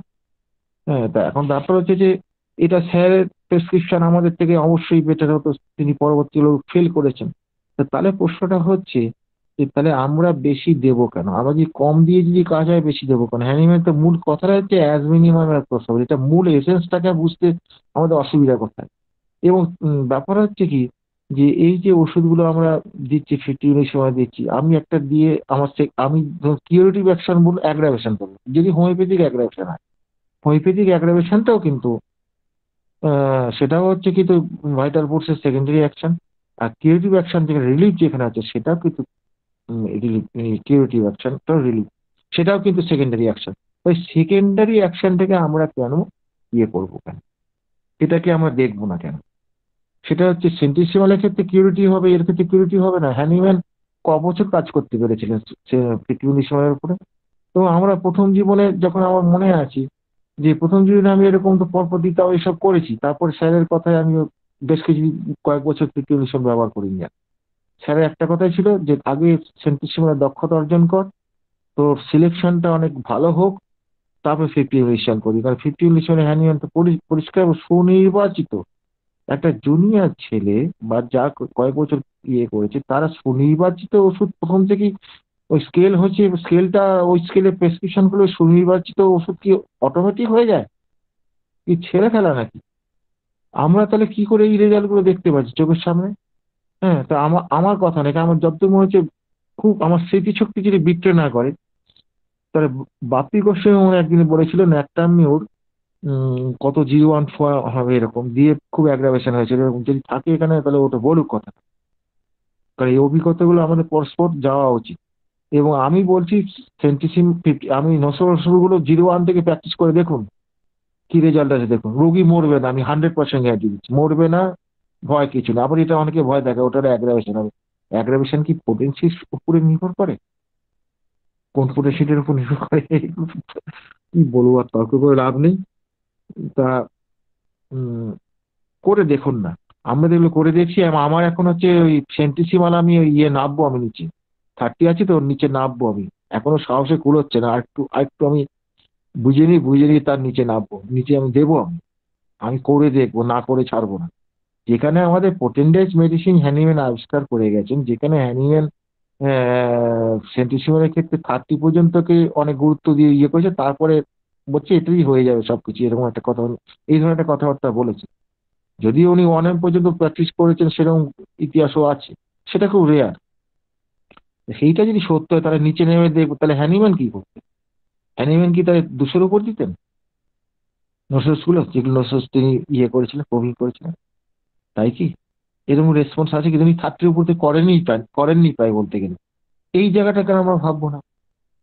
সেখানে কে অমুক চিকিৎসক বলেছেন এটার উপর এটি করা উচিত, হ্যানিম্যানের এই জায়গাটা একটু লজিক্যালি ভাবুন না। আমি আহ, কুণালকে আমি অনুরোধ করছি, আমি কথাটা কি ভুল বললাম? কুণাল এই জায়গাটা দেখো তো, একটু খোলাখুলি বলো তো বাবা, খুব যুক্তিটা ভুল আছে কি? সরাসরি বলে, এখানে সবাই আছে বাবা, সবাই শিখছে, আমাকে ক্রস করো না, বলো। আমি তো ভুল কিছু পাই না, এবং আমিও আগে 200-এর নিচে ইউজ করতাম না, মানে যেটা শুনে এসছি সেইভাবেই। তো এখন তো 30 পোটেন্সি ইউজ করছি রিসেন্ট, তো রেজাল্ট তো খারাপ পাচ্ছি না, বরং অ্যাগ্রাভেশন যে চান্স থাকে সেটা তো কমছে দেখছি। বাহ, এই প্র্যাকটিক্যাল এক্সপিরিয়েন্স গুলোকে আমি কি করে ইয়ে করবো? এবং পেশেন্ট সেখানে রিয়াকশন দিচ্ছে, পেশেন্ট বড় কথা। এমনকি হ্যানিম্যানে যদি বলে থাকেন যে হ্যানিম্যান যেমন যেমন ধরুন, দেখুন এগুলো এর জন্য তর্ক করে আর কি। হ্যানিম্যান দেখুন ওই যে 50 মিলিসিমাল যেটা দিয়েছে, তোমার তুমি একটু বলতে পারবে, তোমার একটু ভালো পড়া আছে। উনি ওই জলটা কত 1 চামচ দিতে বলেছেন তো, ওই স্ট্রোক করে 10 বার, হ্যাঁ হ্যাঁ, এই কথা বলেছেন। আর আর ওই যে 246টা কোথায় যেন, ওখানে মিনিমাম নার্ভ টাচ করবে, এই কথা বলেছেন তো। 246 কি 272। 272 ওটা বলেছেন যে মিনিমাম নার্ভ টাচ করবে। তাহলে হ্যানিম্যানে যে 1 চামচ দিচ্ছে সেখানে কি মিনিমাম নার্ভ টাচ করবে? ড্রাই ডোজের আপনি কথা ওখানে বলেছেন, 50 মিলিসিমালে শুকনো, মানে পুরিয়া আর কি, যেটা আমরা দিই। উনি ব্যবহার করেছেন, এটা ঘটনা আছে, এটা এটা আছে কোন জায়গাটা, এটা আমাকে শাহিন মাহমুদ বলেছিল। 272-ই আছে। 272 আছে না? আচ্ছা আচ্ছা। হ্যাঁ। তা এখন তাহলে আমার প্রশ্ন হচ্ছে যে তাহলে এখানে যে ইয়েটা হ্যানিম্যান যে 1 চামচ দিতে বলেছেন, ওইটা থেকে মিনিমাম টাচ করবে না চামচটা ঠেকালে টাচ করবে? আমি শুধু ভাবতে বলছি, তাহলে হ্যানিম্যান নিজেই তো কন্ট্রাডিক্টরি কথাবার্তা বলেছে। এই জায়গায় বলছেন মিনিমাম না টাচ করবেন, এই জায়গায় বলছেন 10 বার ঝাঁকিয়ে 1 চামচ দিতে হবে। তাহলে এইভাবে তো তর্ক করে লাভ নেই। মূল কথাটা হচ্ছে অ্যাজ মিনিমাম অ্যাজ পসিবল। কেন দেবো না, সূক্ষ্ম শক্তির যত সূক্ষ্ম তার কার্যকারিতা বেশি, এই জন্যই তো আমরা দেবো। এই মূল জায়গাটা ভুললে চলবে কি করে? মায়াজামের আমাদের প্রাইমারি ম্যানিফেস্টেশনে ওখানে তো বৃহৎ মাত্রার কথা বলেছেন, আবার বৃহৎ মাত্রাটা কতটা সেটা তো বলেননি কিছু। না, সেটা বলেননি। আর ওইটাকে অনেকে রসদ করে অনেক অনেক কিছু করছে। বৃহৎ মাত্রা এগুলো সবই কিন্তু অ্যাপারেন্ট, এগুলো তো আপেক্ষিক ব্যাপার, এটা আপেক্ষিক ব্যাপার তো। তা এইগুলো নিয়ে কিছু কিছু কন্ট্রোভার্সির জায়গা আছে, কিন্তু এই ছোট ছোট কন্ট্রোভার্সি গুলো অত মাথা ঘামাবার দরকার নেই। মূল জায়গাটা করতে পারি না, আর ছোট ছোট জায়গায় আমরা নাচানাচি করছি। আজকাল তুমি একটা জিনিস দেখবে, যে এটা আমার এক্সপিরিয়েন্স যেটা আছে, আমার যত বয়স বাড়ছে ওষুধ দিতে ভয় লাগছে আমার। সবসময় ভয় লাগছে এই ভুল দিয়ে ফেলছি না তো, আহ, ভুল হচ্ছে না তো, এরকম একটা যেন, এটা কিন্তু সংশয় নয়, মানে সতর্কতা, এইরকম একটা ব্যাপার এসে যাচ্ছে আমার এখন। সেটা আমি তো বললামই যে যদি মেডিসিন যদি সিলেকশনটা যদি ঠিক হয়, মিনিমাম ডোজ হয়, ট্রু সিমিলিমাম যদি হয়, তাহলে ছোট ছোট পোটেন্সি কিন্তু কাঁপিয়ে দেবে একদম, কাঁপিয়ে দেবে একদম। এটা এটার ব্যাপারে কোনো মিথ্যে নেই, আপনারা করে দেখুন বুঝতে পারবেন।